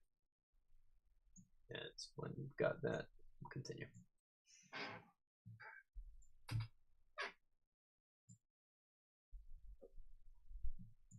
All right. So as you guys continue, do you cross into the crossroads? Absolutely. So getting out of there. Thank you. So, Killen, you are you in particular are feeling icky about how you left that, but you know that you know that you have a lot to talk to the elders about. You guys cross into the crossroads, and it looks as bright as ever. Like hay fields is essentially what you see, endlessly stretching, and you walk down the road and see the scarecrow leaning against his post, and he, as we walk up, I kind of jingle the wind chimes dramatically. oh boy, I knew I heard those coming as soon as I heard y'all come in my domain here. I am thrilled that you managed to get those, and all four of you are intact. Very good, very good. You mind? Bro, I'm as shocked as you are. Yes, this is what you were promised, and I hand them over, but I kind of hold on to them. Oh, got some demands coming. Demands may be the wrong word, but we did say we would exchange some information for these. Absolutely. And I tell you what, I am prepared for us to have a good little hoedown here. Sit down, make sure we're all comfortable. Since out on your side of things, it's about to be nighttime. Why don't you stay here for the night? Make sure you don't get in any trouble out there, and I will regale you with all the tales your heart could desire about what's going on out in these places. But first, please. Yeah, I hand them over. He takes these things, holds them up, jingles them. That is lovely. Yes, sir. He takes he puts them on the ground near his post. He reaches into this just empty hole in his chest, pulls out a hammer, pulls out a nail, does that on his post, and hangs the chimes up. Those are beautiful. All right. So, questions. Everybody have a seat here on, I guess, just this fence. There's some just broad, sort of stumpy stump fences here Stumpy around stumps. this. Yeah, stumpy stump fences. What do you want to know? Start with your boy. He wants to know where that cave is. Oh yeah. Yeah. All right. So, absolutely. Let me mark your map here. If you got one. So I'm going to switch over. I do, but I you don't. do. I do, but I don't. You do, but you don't. It's in my bag. Do I draw this on? Can this be shown up on the map? I'm gonna put this on the big map. I was talking about on the map that's in my bag. Yeah, so he will be able to sort of point in the direction that you guys will at least be able to reference. So it won't be technically drawn on until you visit it, but X marks the spot. Yeah. So I will see how I can do this fog of war and get rid of that. All right. The spot that has been revealed. That is not as far away as I thought. I was hoping. You're hoping it would be further? You were hoping it would be further? Yeah. I don't know why. More venture. Oh, I do have a symbol for this. Hold on. Okay, new artwork reveal. New artwork reveal. I forgot. I made this a long time ago.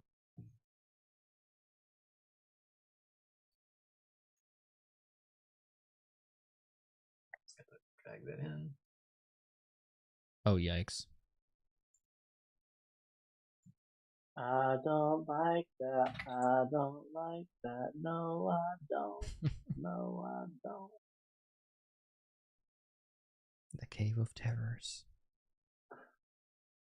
This is a massive Is that island. the same cave that Belle and Don John and Smile went into with the spiders and That's down. No, it's different. South of you. That's right down here. This is the 2 south of that. This is the cave that we're assuming Don John's brother Tago. or Yeah, Tago. Okay, His so friend. it's not the same thing That's as friend. the deer cave. friend came out of. So all the different things have their own caves. That's okay. Yes. Yeah, and you've only explored like 2% or less of the island so far? Yeah, that. Do you have Fantastic. everything like? I have all the regions around you. I have an idea of what's in a lot of those places. Okay. Yeah. Interesting. Yeah. It's a lot of stuff. And you've only been through the Merrywood so far. That's like the whole place. According, So that's far. all we know. I thought the whole thing was jungle. All right. Okay, so he marks that on the map. It says right about there. That's what you're looking for. But yeah, you all seem pretty capable. But I can't say that I would recommend you go in unless you are looking to die. Plus, since you brought me these bad news, you're probably gonna be hunted by Granny Grim, and I don't know. That's just part of what happens when you do good deeds. No good deeds gone unpunished. Fortunately, she can't get you in here. We're definitely Can gonna die in someone the woods. explain to me who this granny person is? Oh yeah, she's a hag. I saw that coming. One of many on the island. Right. Why don't I give you a rundown real quick? How about that?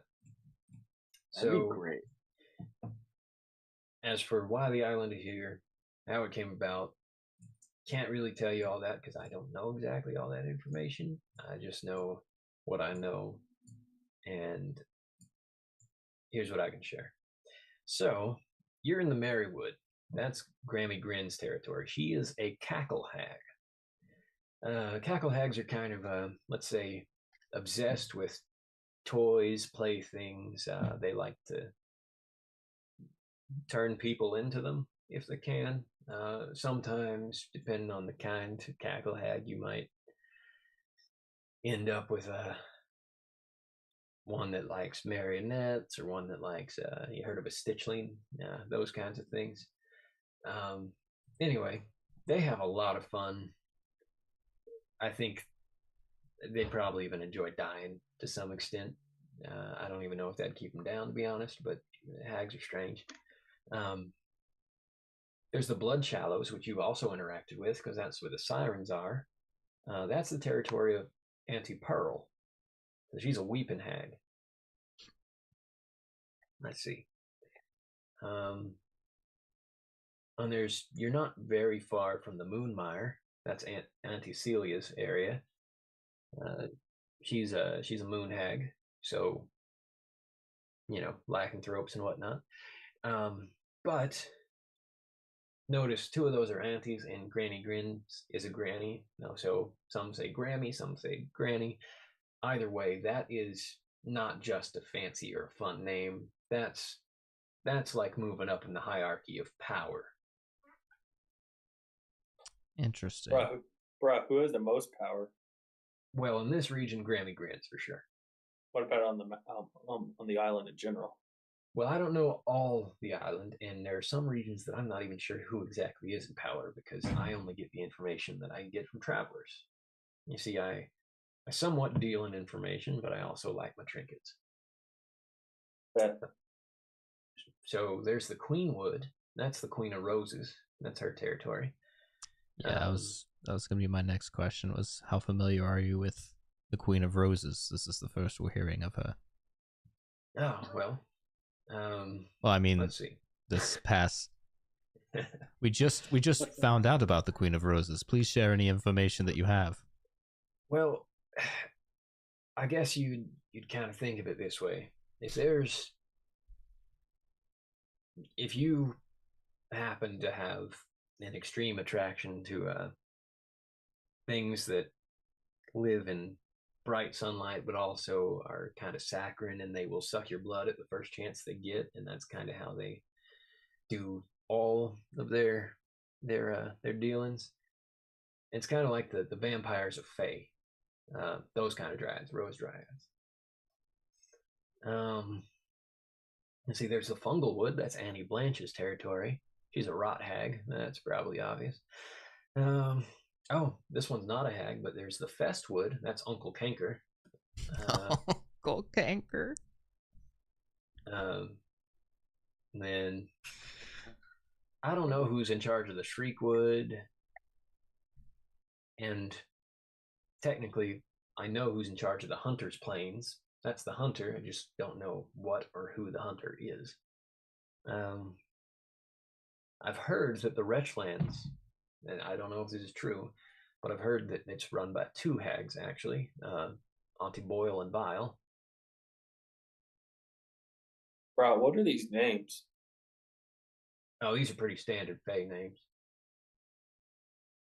What can you tell us about this? This is all very enlightening information. Auntie and uncles and cankers and festering things. However, one important thing that we recently came upon was the great tree, who turned out to be a titan. The great tree. Oh, the gallows tree. Yeah, the one that I sent you to. Yes. Titan, huh? It's what we believe it to be. And there's information that maybe you don't know that we could give you, or maybe you can enlighten us further on this information. It seems to produce soul seeds. Oh, yeah, I've heard of that. Yep. So, you know what a sylvan stag is? I not the kind you find here, just out in normal places. We would probably be familiar with all that, right? Yeah, so a sylvan stag. We've heard of them. You'd know it's just sort of a majestic sort of creature made of vines that is stag-like in appearance. Oh, never mind. I thought we were talking about the smiling stag. But he says, well, the soul seeds are kind of used to make something like that, just not good. Yeah, that kind of confirms my suspicions. But also they're used to make creepers and a few other things, actually. Could they be used to make anything not creeper-esque or smiley stag hide-and-seek monsters? I think that's just the nature of the tree, as far as I understand, is whatever's going on inside that thing's soul, if you want to call it that. That's the reason it's making the kind of seeds it's making. So can a tree change its seeds? As a tiger changes its stripes? Well, I've never seen a dire tiger change its stripes, and I've seen those here, or heard of them, rather, but you'd have to tell me. That sounds a little bit philosophical for my taste. You mind if I smoke? Please. He takes out a pipe, reaches into his chest. Does he got that good in that pipe? What's he packing in there? And he takes out a little pouch of just a heavy tobacco flavor. It's just soul seed dust. And puts it in. Says, hey, can I use your hair for a second? Oh. Bruh, I got you. And he need a light? fiery hair lights his pipe for him. I say, Osint says, wow, that was lit.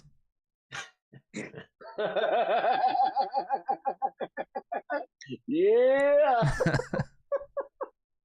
But he meant it literally. Said in character.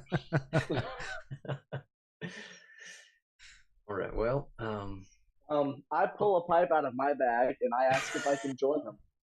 Absolutely, more the merrier. We haven't had good tobacco since we've been on the island. Oh well, you done enough for me. Anybody want some? Here we go. And a bunch of stoners with your wacky tobacco. He reaches into his chest cavity and just pulls out more of these items and several different very unique looking tobacco pipes.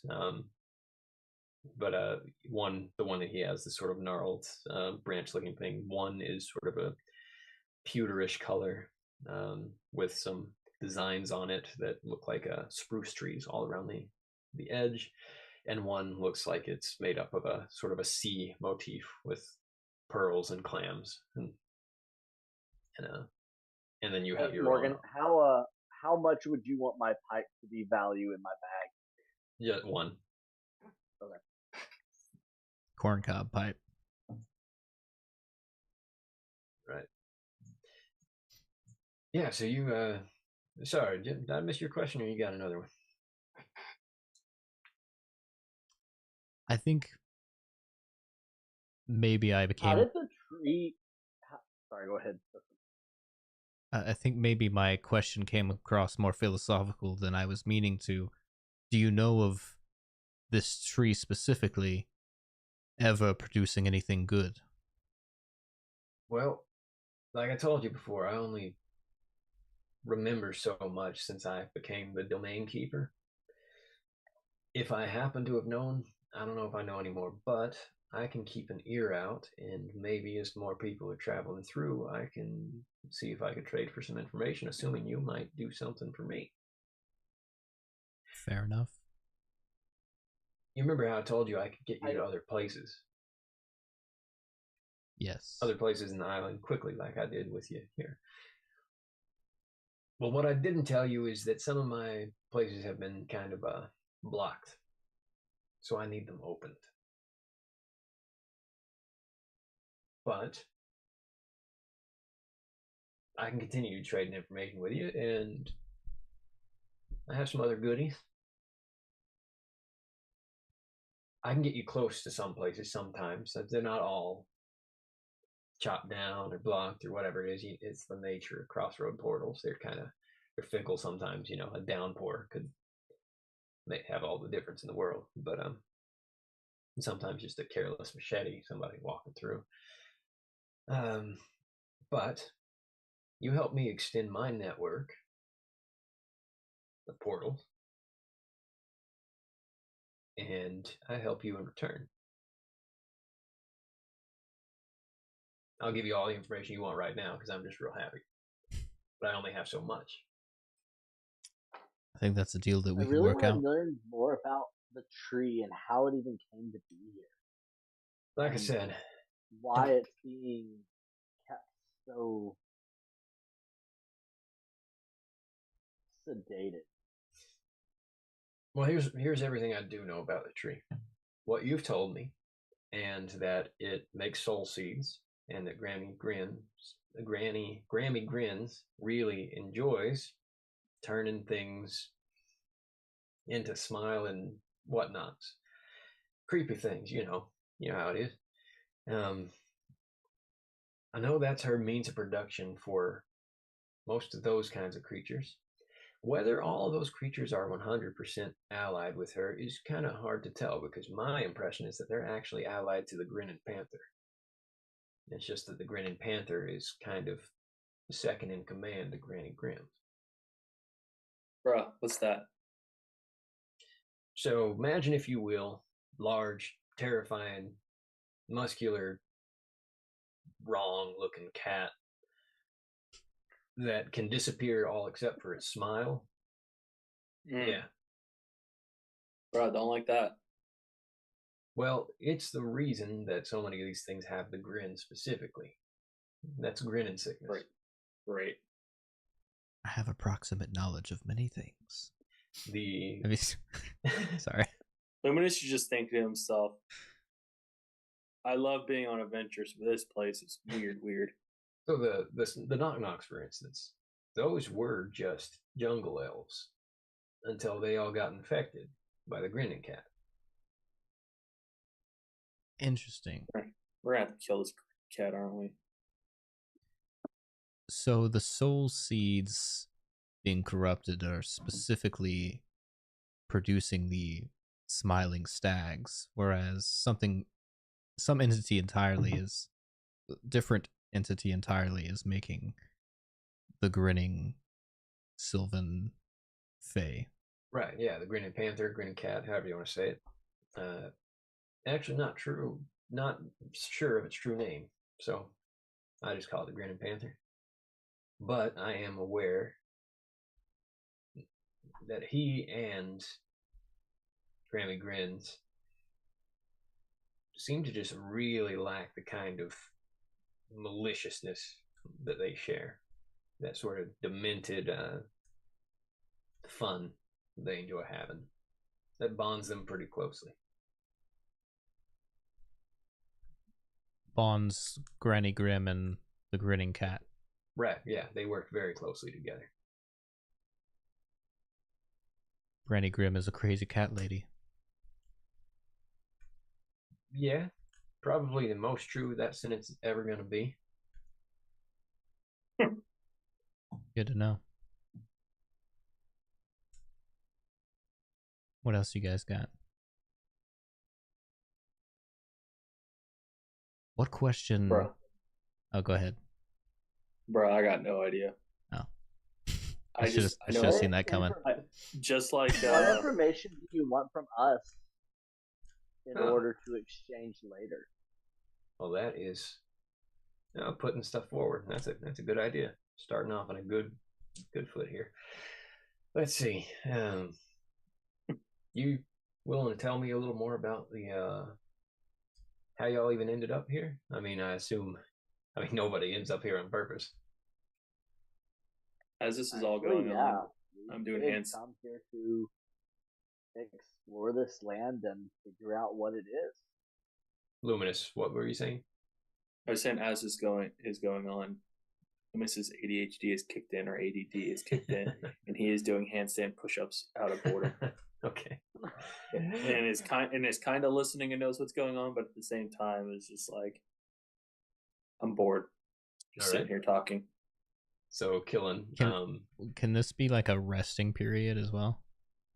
Yeah, you're essentially resting. You're sitting all together. Killen, you said you told him that you all ended up here on this voyage intentionally. He says, well, that is news to me, and I gotta admit, for as long as I've been here, this is the first time I've ever heard of somebody meaning to find this place. Everybody that's been here before, at least as far as I know, ends up here accidentally. How did you even know this place was here? Kind of showed up on off of our coastline. People know that the island is out here. Yeah. That's different. We were not sure what to expect when we got here. Huh. Bro, I didn't expect this. They do handstand push-ups. I wonder if that means the mist is disappearing. Would that be a good thing or a bad thing for the rest of the world? Well, this might be something I should have said a long time ago, but y'all aren't getting off this island. Bum, bum, bum. Well, that sucks. What do you mean? Nobody leaves. Nobody can. It just doesn't work. But maybe if the mist is disappearing, maybe that's changing. I just wouldn't put a lot of stock in that because this island has a way of keeping people here. And the bad news would be if it continues to do that, but people know it's here, y'all disappear. And they keep coming. People are going to keep coming. And they're going to get stuck. Which means that... Why does it keep people here? Well, I don't know. I just know that the Fae seem to enjoy tormenting all the people that end up here.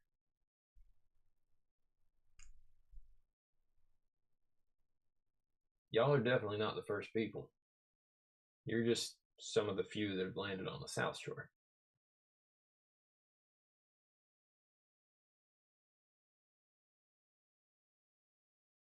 Do you know by what means the others arrived? Ships, mostly. I'm just in the back of my mind. Osen had heard the stories of this Otago. Ships, mostly, as far as I know. It's possible that there was some kind of balloon or something. Something came out of the sky, at least at one point. Heard about that. I think someone ended up here, at least one person, by an errant portal of sorts. I think that was a wizard or a sorcerer or someone. As far as I know, they've been here a long time. They either got stuck somewhere under the let's say tutelage of a fae, or they died in a big explosion. Hard to tell. Some of the stories I get are different. Yeah, but mostly ships, and then that's, the sirens end up breaking apart ships over time. That almost always happens, at least in the southern portions, the Blood Shallows.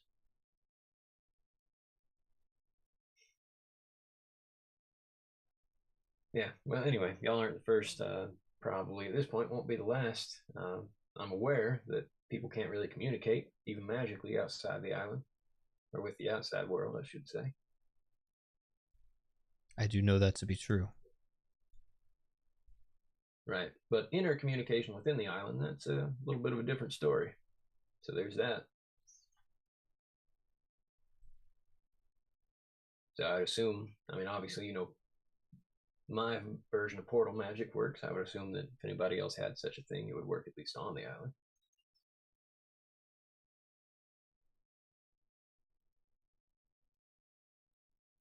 The portal magic that you wish us to extends to other parts of the island. How does it work? What do we need to do? Do we simply draw the sigil?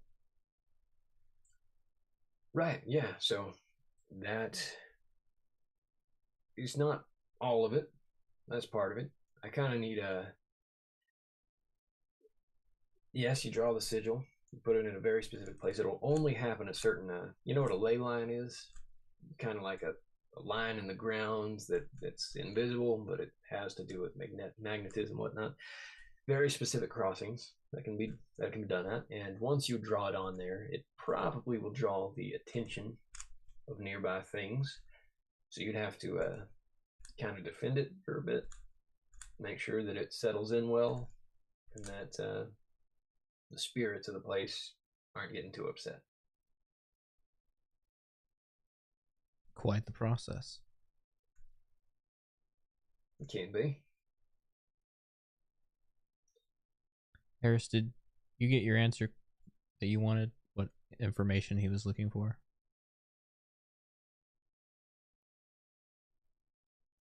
Only vaguely. Oh, he asked how we came to be here. Okay. So he answered our question with a question. That's kind of how we, yeah. Okay. And you, Fireboy, you've been quiet. You got any questions? Bruh. Bro, what's that statue that's buried? Ooh. Oh, here? You mean that sky stuff? Yeah, I've been thinking about it for a while now. I really want to dig it out. Well, I can't tell you for sure, but I can tell you that it is not an uncommon occurrence for things to fall out of the sky here. Not sure why, not sure where exactly they're coming from, but I have heard multiple people tell me that they found some kind of statues or stone objects, orbs, all kinds of stuff. They usually seem pretty big. And they're, I've noticed they're kind of multicultural.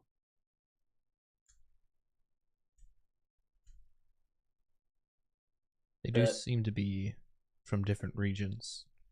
Mm-hmm. Maybe even from different times. Yeah, but there was one fella that came through. He was a dwarf. He knew a lot about stone, and he told me that he could tell that they were all carved out of the same place. All the ones that he came across. So there seems to be, at least in his mind, some specific place these things are coming from. If he knew they were coming from a specific place, did he know where? No, he just knew that the stone was the same stone from one to the other. That's all he could tell. You know, dwarves and their stone. Yeah, totally.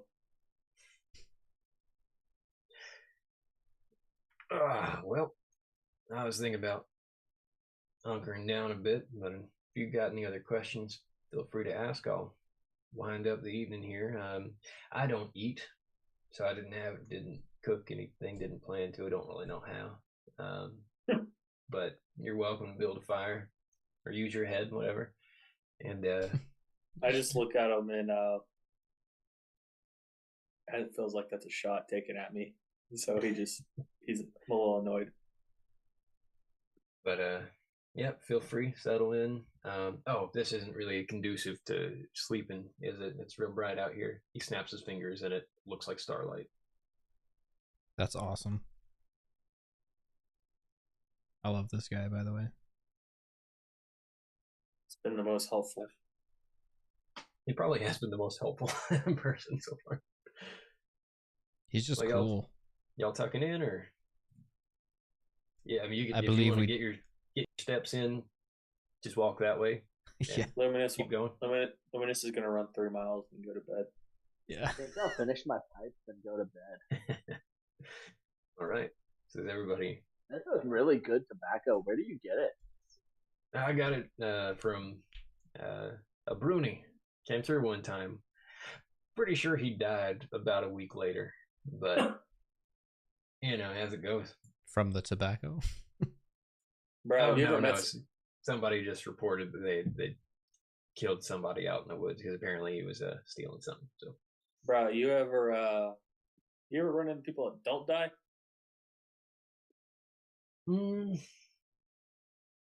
Every once in a while, somebody comes back. So us. Let's hope you're some of the lucky ones, huh? So as you all get ready and go to sleep and get your equipment together, and it's very comfortable. It's a nice climate out here. He seems to have complete control over the climate inside, and you find it very conducive to sleeping, unlike most of the nights you've had so far. Luminous. As you dream, you see that statue in your dream, the one you found on the beach, and you remember what Killen's communication with the landscape revealed. Something lingered within that great statue's buried hand. But what? Your dream shifts into one of the academies of your youth. You're walking toward a small office, and you read a plaque on the door. Professor Elton Guire, archaeologist. A middle-aged human with a stern expression opens the door, waits for you to enter. You can't hear anything in your dream, just a low humming sound that's getting slightly more intense. This dream, this memory, as this plays out. But you watch as this man in front of you, red in the face, screams at you, points his finger at you, right in your face, slams his fist on his desk, and finally, you hear one and only one sentence from Professor Guire. What does he say? What does he say to me? Mm-hmm. In frustration? Yes.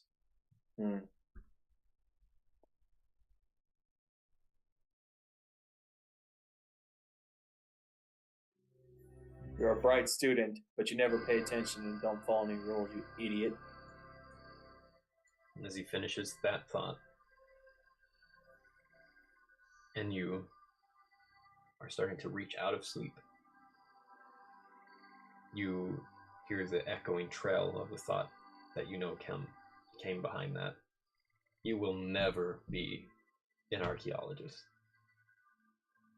And Well, that's depressing. you all wake up. It's the morning.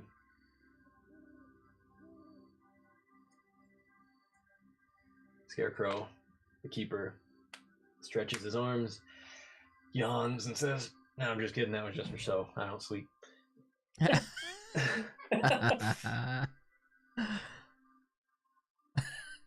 What did you do last night, if not sleep?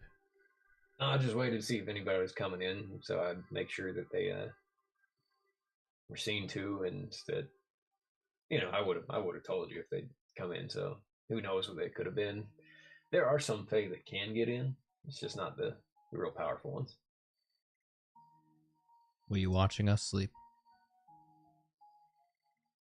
Well, you don't have to make it sound so creepy. I only have so much entertainment. Anyway. You're muted, Harris. How do the less powerful Fae make it in, but the more powerful Fae don't? Because the more powerful Fae are bound by pacts that don't allow travel through domains according to specific domain rules that existed before I ever became the keeper of this domain. Right. Yeah. Can't tell you much more than that. Like I said, I didn't always look like this, for instance. I don't know exactly who I was before. Just little bits of memory every once in a while. I've tried to track it down, I used to, but that's a losing battle. Seems like it's part of the territory here. It's literally part of the existence that I have for being what I am, is I can't remember things that I want to remember. Not sure why. So you can't remember anything that you want to remember. Well, not exactly. I can't remember those specific things about who I was. Gotcha. But y'all should probably get a move on. Your camps await, and I'm sure you've got people to report to, whatever kind of things y'all are doing. Before we go, I need to speak to my elders about the you call it the hanging tree, the noose tree. Oh, the hangman's tree, or the gallows tree, gallows tree, yeah, or the noose tree. That's what you said. And it just depends on how I want to brand it that day. I need to speak to my elders about the tree. Before we depart, one more question for you. Yeah, of course. What question are we not asking that we should be? Oh. Well, you think I'm a sphinx or something?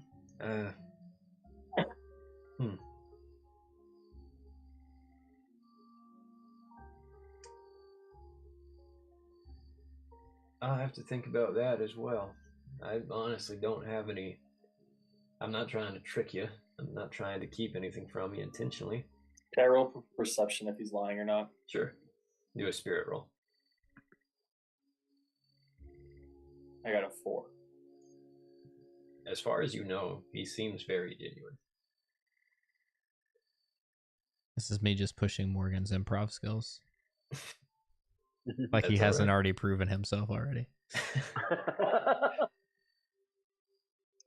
Well, again, you're getting a little philosophical for me, but I think it is worth asking. If you're going to interact here and survive here, are you willing to make allies with people, creatures that you usually, under normal circumstances, never make alliances with? Because it does seem to me like that is the way to survive. With the Fae, you're always losing somehow. Unless you can outwit them, it is a losing battle. and they will try to take whatever they can from you. And sometimes you're going to have to make alliances that are uncomfortable. But if you can outwit them, I think that'd be the question you need to ask yourself is, how will you be prepared to do that? I fear we may have made alliances that we may regret in the future already. No kidding. With whom? I bow and I say we must return to camp. Oh, you cheeky rascal. All right. Well, we'll get it next time then. All right. Just good day to you, my fine gentlemen. And you all head onward in the direction that he specifies, and you end up back at the crossroads at the ferry circle, near the ferry circle. It's not right in the area, but it's near it. That here? Yeah, exactly, right there.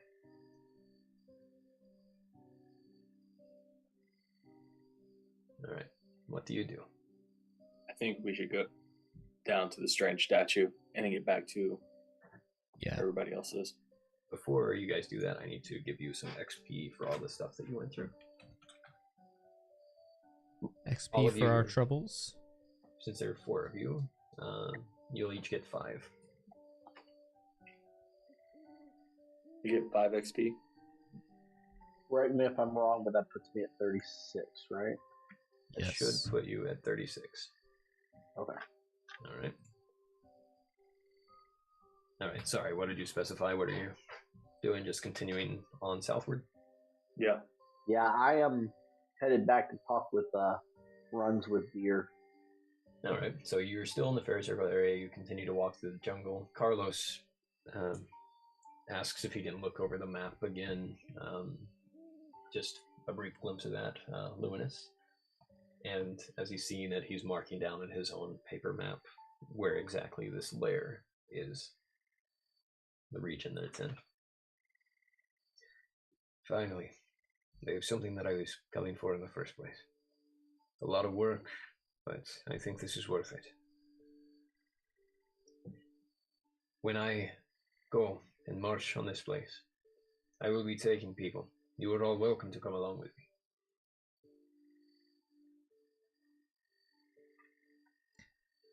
We'd be happy to ride with you. You've helped us more than enough. Well, if everything that this scarecrow keeper says is true, we're all going to need to help each other a lot more. I've already seen some divisions fracturing between different factions, especially for people like Wirk, which is no surprise. But I am afraid that this place is going to push boundaries and cause more and more division. Some of that might be necessary. There might be weight that needs to be discarded. But that also might cause enemies where there need not be enemies. I'm glad to consider the 2 of you with Cryptus allies, and you as well with Titania.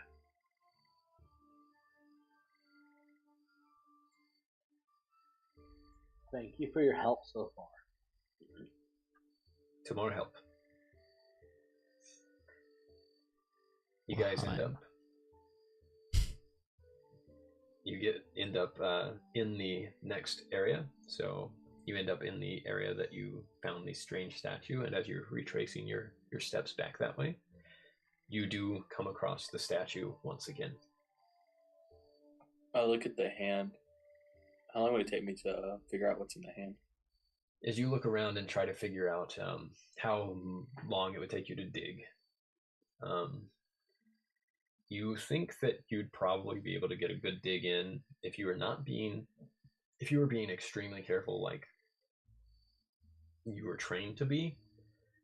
It'd probably take you half of a day. If you were being a little less careful, you think you could do this in maybe 2 hours.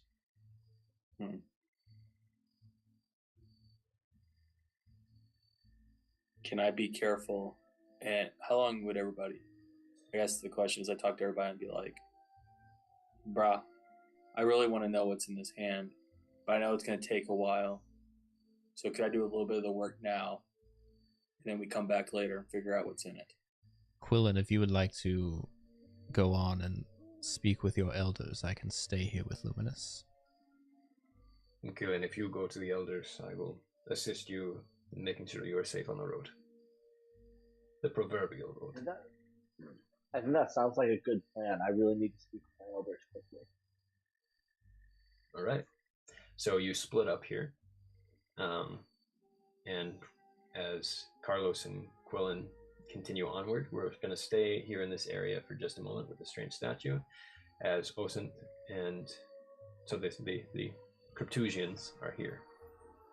So as you start this process, Luminous, you start with a hand spade as part of your stuff here, but you start digging out a little quickly compared to what you'd usually be doing. You are being eager, but you realize if I want to spend like the half a day doing this, that will push us into the danger zone of being out kind of at dusk. Mm-hmm. So do you want to chance that or rush? That's why I was saying, can I like start working on it, doing the meticulous work and do about half the work? Oh, I see what you mean. Leave so that like we don't have to worry about it. I gotcha. Yeah, do some work now. Come back and do some more the later. Intent to come back later. Absolutely. Yeah. All right. Yeah. So as you do this, you continue the work here for a while. Osint, while he is doing this, what are you going to be doing? So as he's digging, Osint is kind of sitting on the beach, staring towards the statue, but he's in a sort of meditative state, and he is trying to communicate with someone, trying to recreate a connection that he has lost since being on the island. All right. So you focus, knowing that this is generally how you were able to do this with not really much issue before when you were trying to get in contact with important contacts. But you're having trouble reaching anyone as you've tried this many times. It seems like as much as you try to contact anyone that is not on the island, it just is not working. I like leaving a message on a voicemail, kind of just go through what's happened, trying to send this message. I tell just them in case it is received somehow. Yeah, I tell them about the tree specifically, and the soul seeds, and the powers that I've seen here that I've never seen before. Okay, very good. So as you send this information out, because it does seem very relevant to the your contacts and making sure that they have this information, you attempt to do this with the hopes that you might be able to leave a message mentally, but not entirely certain that it is working. Okay. So, Killen, as Carlos is walking with you, you end up back in the area of camp. And let me read this.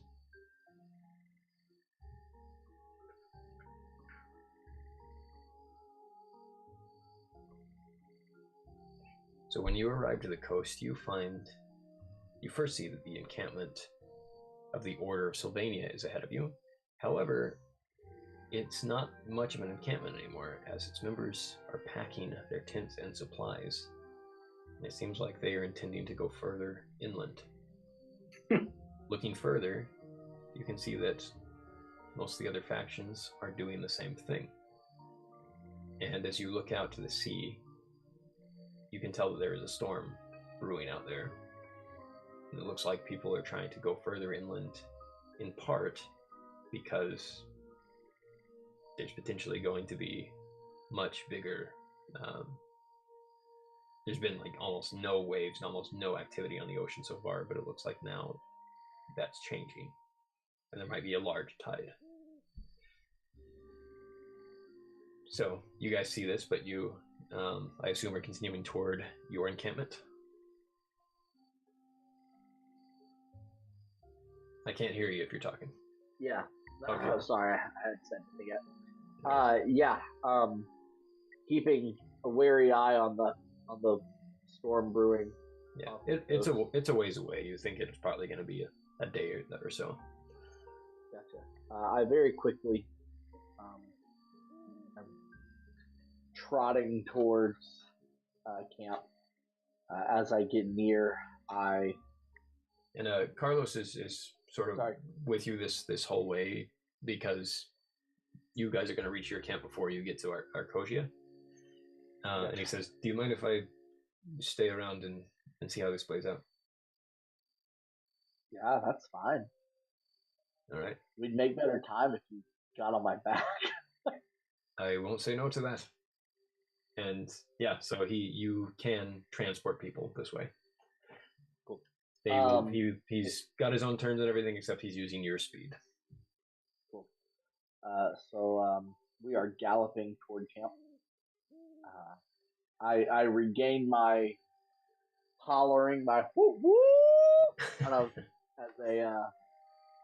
as a cry out to camp that I've returned somewhat successfully from my mission. All right. You come into the camp? I come into the camp.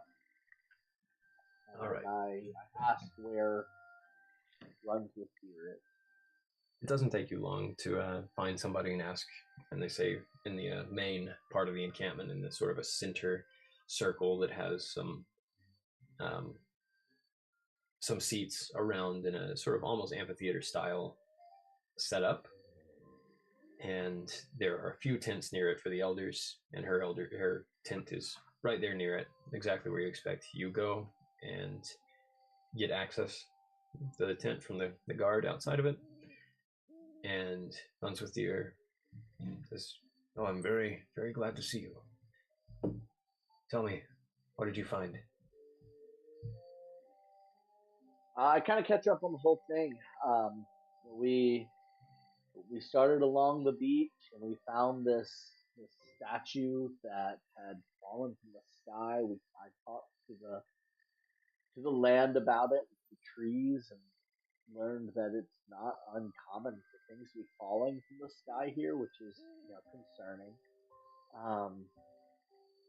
As we made our way through, we met a man, or less of a man, more of a scarecrow, I guess, who was what he called a keeper of the crossroads. He sent us on a mission to where the previous party that has passed away was lost, and we continued their goal to keep a trinket for him. We met with before we got to the end of that goal. We met a dryad called Cassivia. Yeah. Or Cassivia, yeah. Something like that. And she had some. I could tell she was being vague and not totally truthful. I don't trust her, but she got me this sick new armor that I'm wearing, so I'm excited about that. We went to the tree that this keeper sent us to, and this was the Titanic being on this island, or at least the one that we came across. It is just a child. It's being held in a. It seems like a captive state. It's being sedated by someone named Granny Grimm, and she was working with a gardener. They had convinced it to be still and to be filled out while they fed it treats. I could sense a darkness around it, some just bad vibes, and I could tell that it wanted good, but it was just so clouded by whatever they're doing. In order to get out, we had to take the chimes off of the trinket that the keeper had sent us for. Unfortunately, that seems to be the thing that was keeping it sedated, and it was angry when we took it. I couldn't calm it down with my flute as I had previously, and so we had to book it out of it. And after talking with the keeper a little more, here we are. I see. Well, this certainly seems like a time in which we need you to communicate with your ancestors and make sure that you are getting the wisdom you need to progress. As Elder, and knowing that you have the most interaction with this tree so far, I'm going to leave the decision up to you after you interact with those who came before you to decide whether this thing needs to be ended and have its misery ended, put it out of its misery, or Yes. if there is a way, if you truly think there is a way to heal it, this decision I will leave up to you. But first, you must commune with your ancestors. I will retrieve the tonic that is necessary for this if you're ready to do that.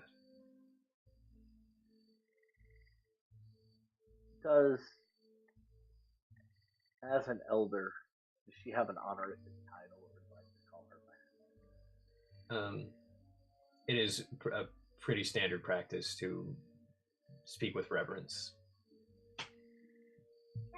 So elder would be what most people would say. Thank you, Elder. I appreciate your advice, and I agree. Very well.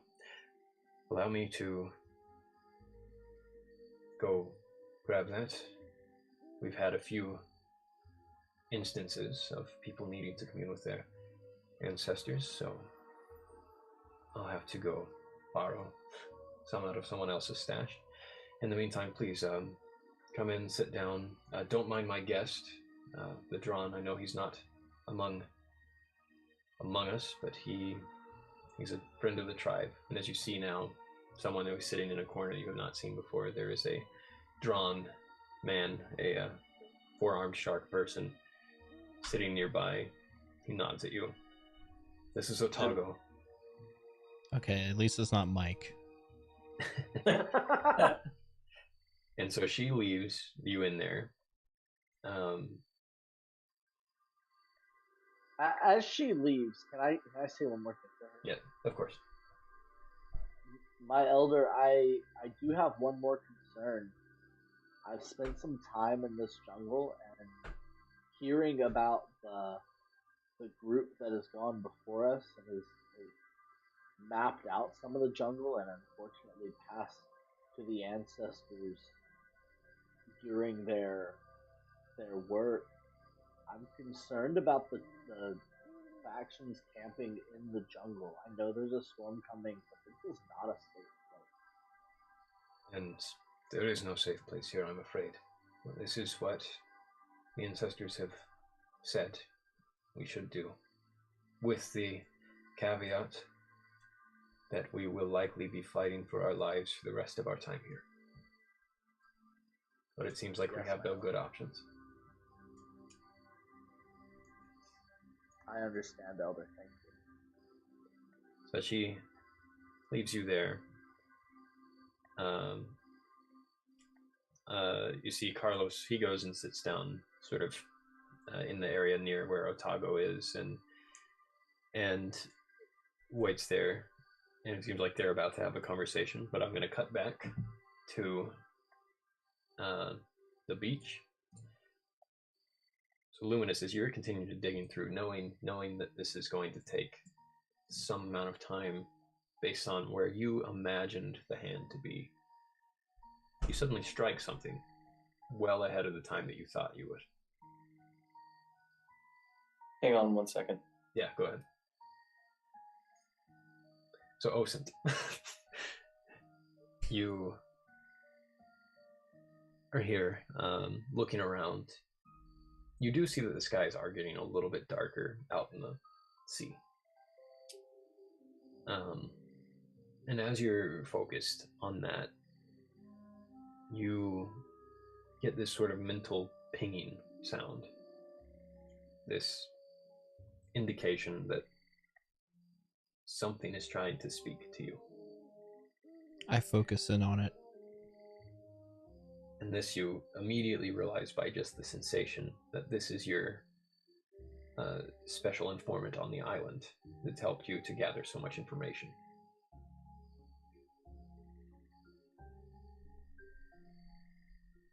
And I want you to look at the list of mercenaries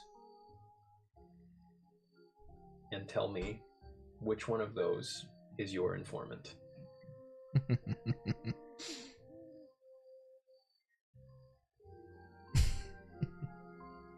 You know who I want to say it is. What happened? So he's getting a mental ping from an informant of his on the island. Osint is. He's choosing which mercenary is his informant. We gotta bring this character in this Is it Mike? into the fold. Is it Mike? No, it's absolutely Wart Knuckle. Okay. Wart Knuckle. I knew you were gonna say. So you War Knuckles the goat. The most unsuspecting informant there is. you hear this sweet little voice. I can't wait. boss. Yes, Wart Hadn't it? Knuckle. Hadn't heard from you in a bit. I've been a bit preoccupied. Right, well, some fellas were saying that maybe you went out in the jungle just to die, but I knew that wasn't the case. Anyway, I'm wondering when you're going to come back so we can talk a bit. I'm very excited to tell you some stuff. I am very close. We should be finishing up here soon. It's getting Alright. close to dark and we need to move on. All right, well, you come on back whenever it's time, and I'll find you at your digs, okay? Thank you, sweet Wart Knuckle. Yep, sweet Wart Knuckle. And then she zips out. So, Luminous, you hear this and feel the pressure as you strike something much earlier than intended. As you very carefully begin to dust off this thing, you realize that it's a large stone-ish object. You spend maybe 10 more minutes uncovering this until it's half uncovered. It looks like stone, but it feels like glass. And in this thing's hand is this orb with these etchings all through it. And I want you to make, with Edge... Do a ponder roll. Ponder that orb. Yeah, I want you to ponder the orb with Edge. So tell me what the roll is. This will be a mind roll. I got a 4 is my best. Okay. So I'm trying to decide if I use a mind, is it worth doing a mind skill point to try to? You will determine something about this. It'll just determine how much extra you determine. What would you guys do?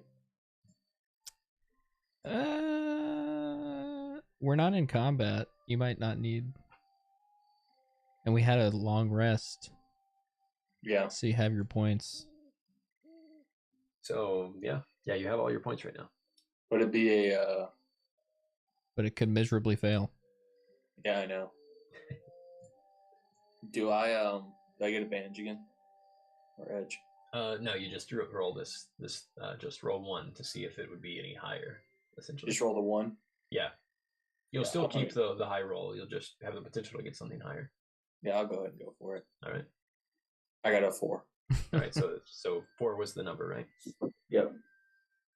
The 2 4 is 8, so therefore I got max. Reaching into the recesses of your mind to think about where you've seen something like this before, it suddenly strikes you that this is a cloud stone, which specifically is most commonly associated with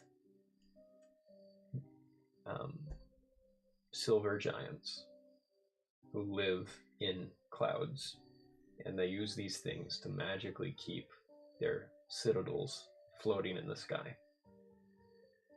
And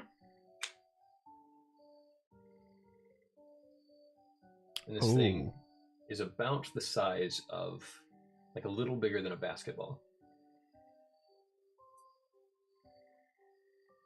So it's almost like in this statue's hand, like it's holding like an orange in its hand, comparing the size. But to you, it's like a little bigger than a basketball. Okay. So what do you do? Luminous, what have you found? We must get going soon. Dusk approaches. Trying to decide how I want to play this. I want to tell him or not. I have an idea, but I'm not entirely sure yet. I want to think on it a little bit longer. That's what you're saying to Austin. Oh, so all right. May I see? Sure.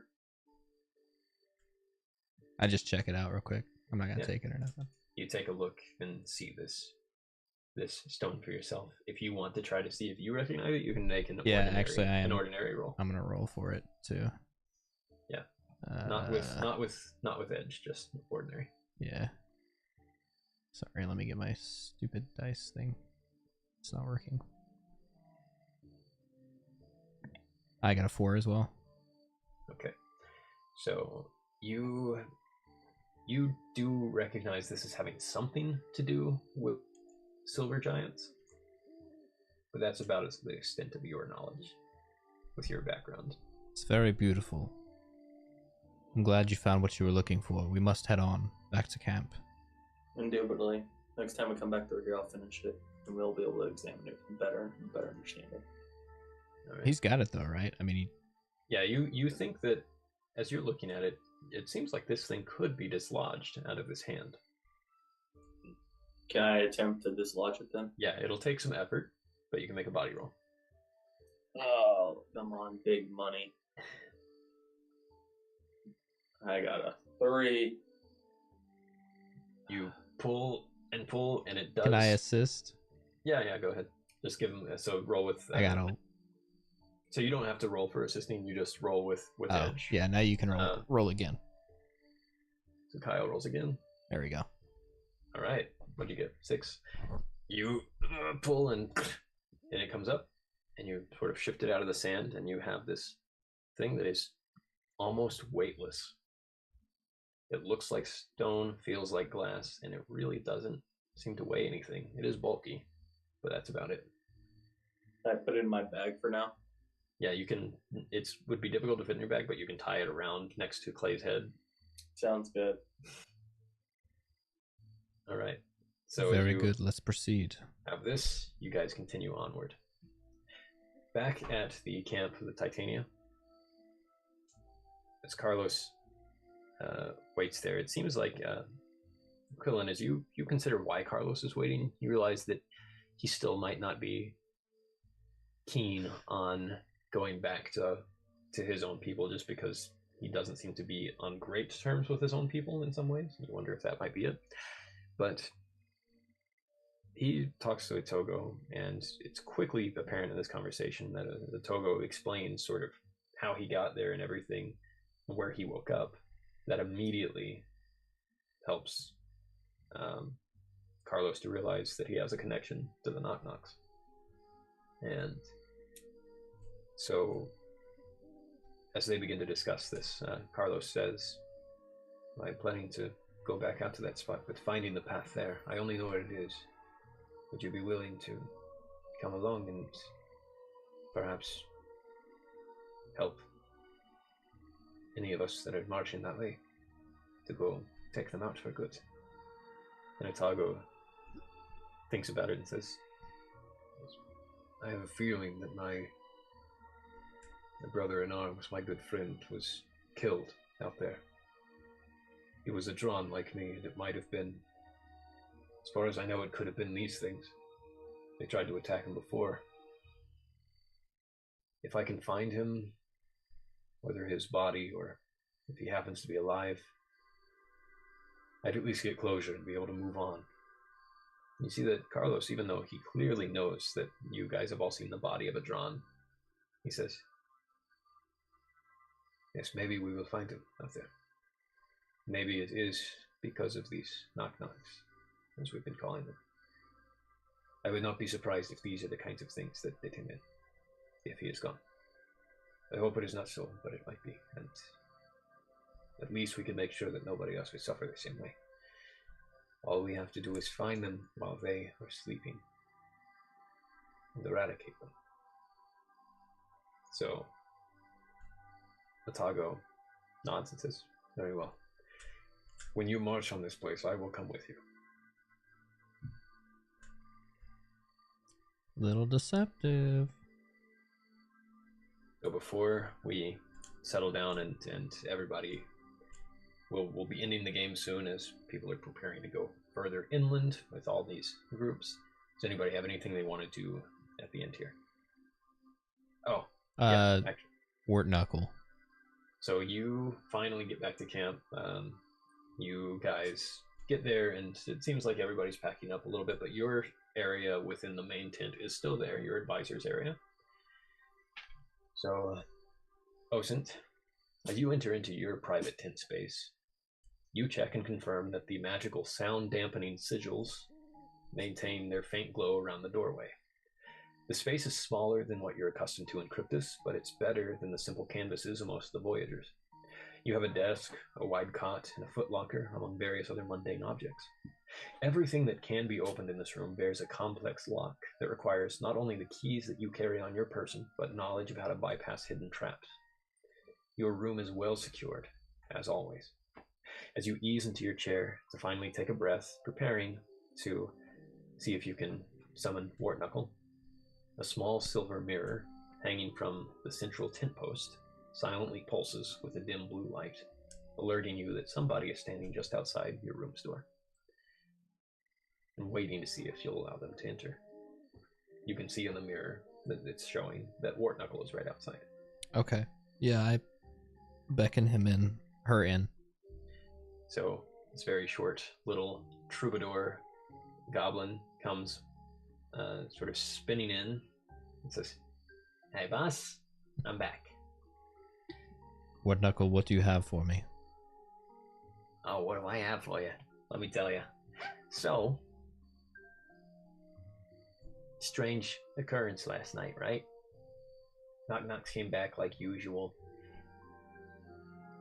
The Witchblades of Wirrock were already in the woods. It seems like they went in while the Knock Knocks were still out. Suspicious to me. But upon doing a little investigating, what I think I know is that they somehow find a way to protect themselves from the Knock Knocks. Have you any idea how? Not yet. But I can try to find out. I can send the right scouts. See if we can get that information. This would be very useful information for our quests. Right, yeah. So that's the most important thing. All the others are just, the mundane things of knowledge of this group, that group, who they have, who they don't. I can catch up on that a bit. Are they sending their own mercenaries? The ones that went to the woods protected? Do you know which ones they are? as far as I know, this is just them themselves. They haven't really been making much use of mercenaries since the one group. Seems like they're being a little secretive, but I mean that's to be expected for them. There have always been the ones that we couldn't really get a sense of.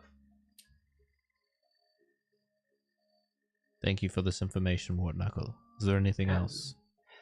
Yeah, just tell me while I'm at it, who do you want me to investigate next? Ooh. Just give me a group, or write down some names. You'll have time to do this between games. I will get you a list, but for now, this information you've brought me, please dig deeper. This could be very, very crucial to what we're doing. Absolutely. And last question: should I continue to do this as Wart Knuckle? As the shapeshifter? So as they say this, you watch as their whole shape changes, and they are a sludge folk that has taken on the guise of this small little goblin. They are now medium, they're average size, standing in front of you, just this sort of oozy looking black tarish person. That's dope. Have you gotten into the good graces with people? You're very cute in your Wart Knuckle form. Yes, but I could do more. What did you have in mind?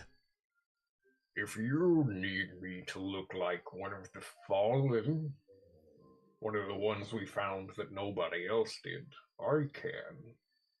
Or I can continue to be this. It just depends on what you want.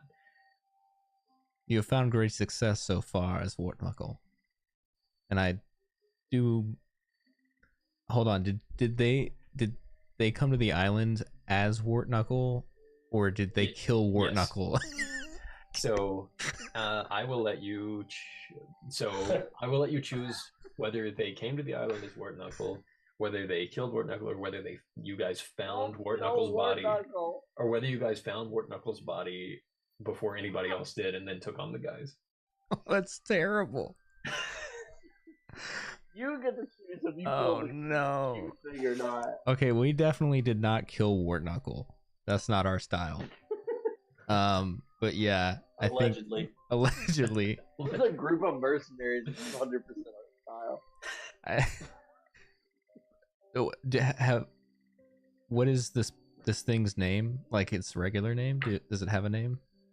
And did I know it before we got to the island? I guess is. Hold on, I'm gonna punch my keyboard real quick. Okay. Gibjalo.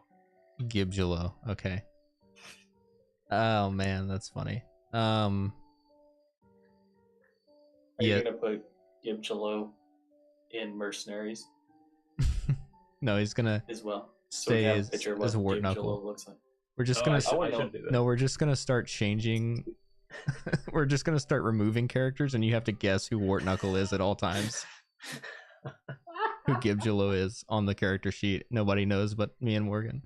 John walks back up. Yeah. I'll work out some of this other stuff later, but for now, yes, remain as Wart Knuckle for now. You seem to be quite effective as this little goblin. I am always the thespian in one way or another, and this has been a real pleasure to do. Rest in peace. Right. And right before she goes, he bows and says, "For Her Majesty." And for we the will, okay. And we will, and yeah, say whatever you would like. I want to, but it kind of shows my hand. Well, I mean, you just did. For Her Majesty.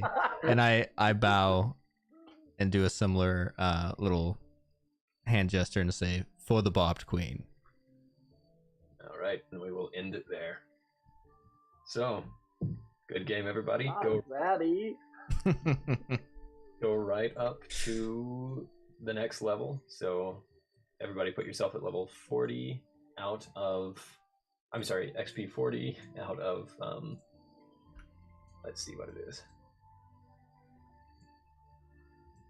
Should be right there on the reference sheet. I just can't find the reference sheet. I have so many tabs. It is out of 80. 80, yeah. So you guys are going to be level 4. Something I will work on tomorrow. Which means you get to add an ability. You guys get a few things. You get 1 extra life point. Let's go. Right. You're going to be at 4 life points. You get a new feature. Right. You now have 3 power pool. And you get an extra skill point.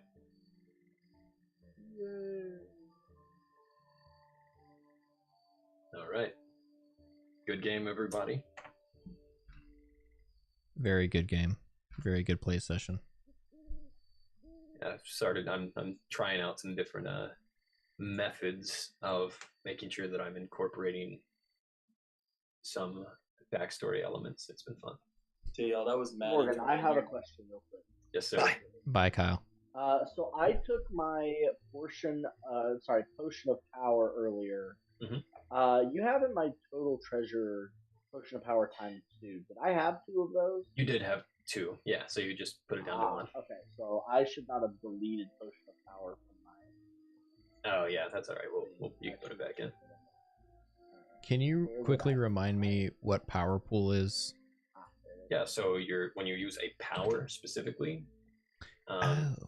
you just use up a piece of your power pool. They're much more powerful abilities, so they require a resource. Oh, okay.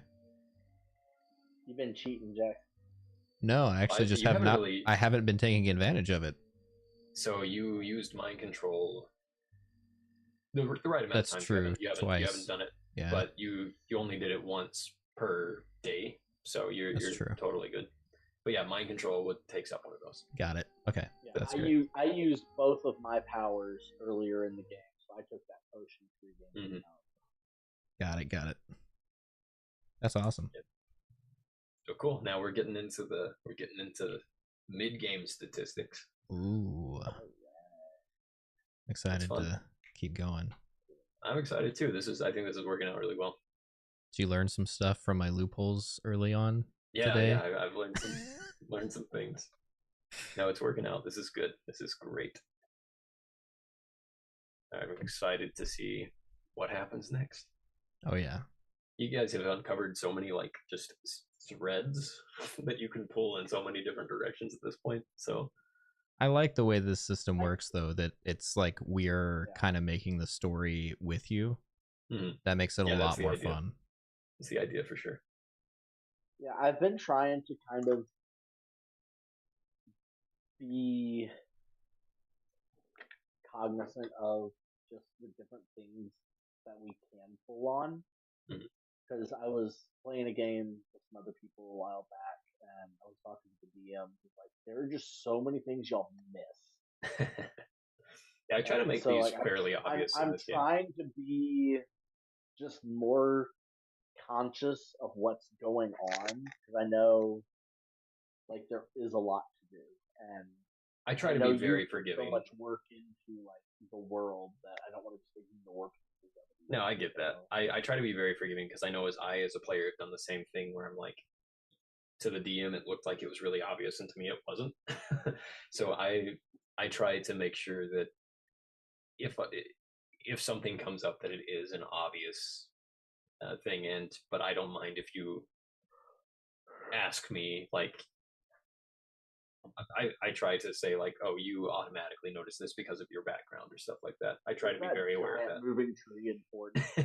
It's that giant moving tree. Yeah, I'll write specific. You know that if I wrote a specific paragraph to read, that it's because it's relevant to your character in some way. Yeah, right. This giant tree tries to talk to you. I ignore it and keep walking. That's not important. No. But I've had a ton of fun with this. I'm excited to see what you guys do now. Yeah, this is great. Despite the total party kill. Yeah. All right. Thanks for playing, guys. I'll see you next time. Yeah. All right, see you guys. Talk to you later. Bye. Bye. Whoop, whoop. That was fun. Let me see. Let me get my.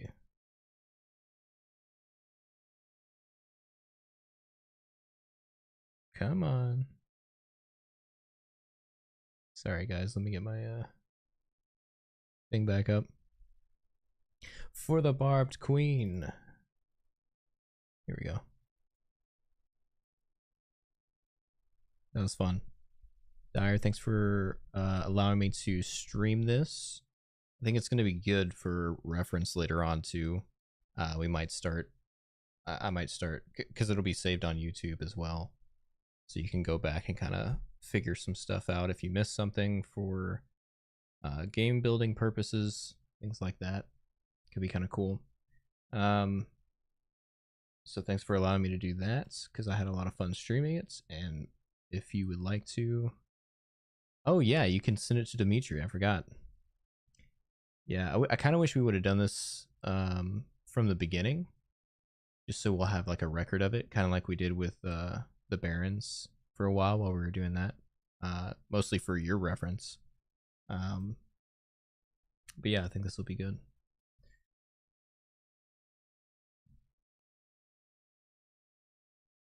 Yeah, there you go. Well, cool. I'm gonna hop off of here, guys. Thank you for watching. Anybody who's lurking and enjoying the Flow RPG playtest, it's been a lot of fun. Made by Direfist, who's in the chat right now. It's his own system, and we're having a lot of fun with it, kind of building the world together. So I hope everybody has a great night.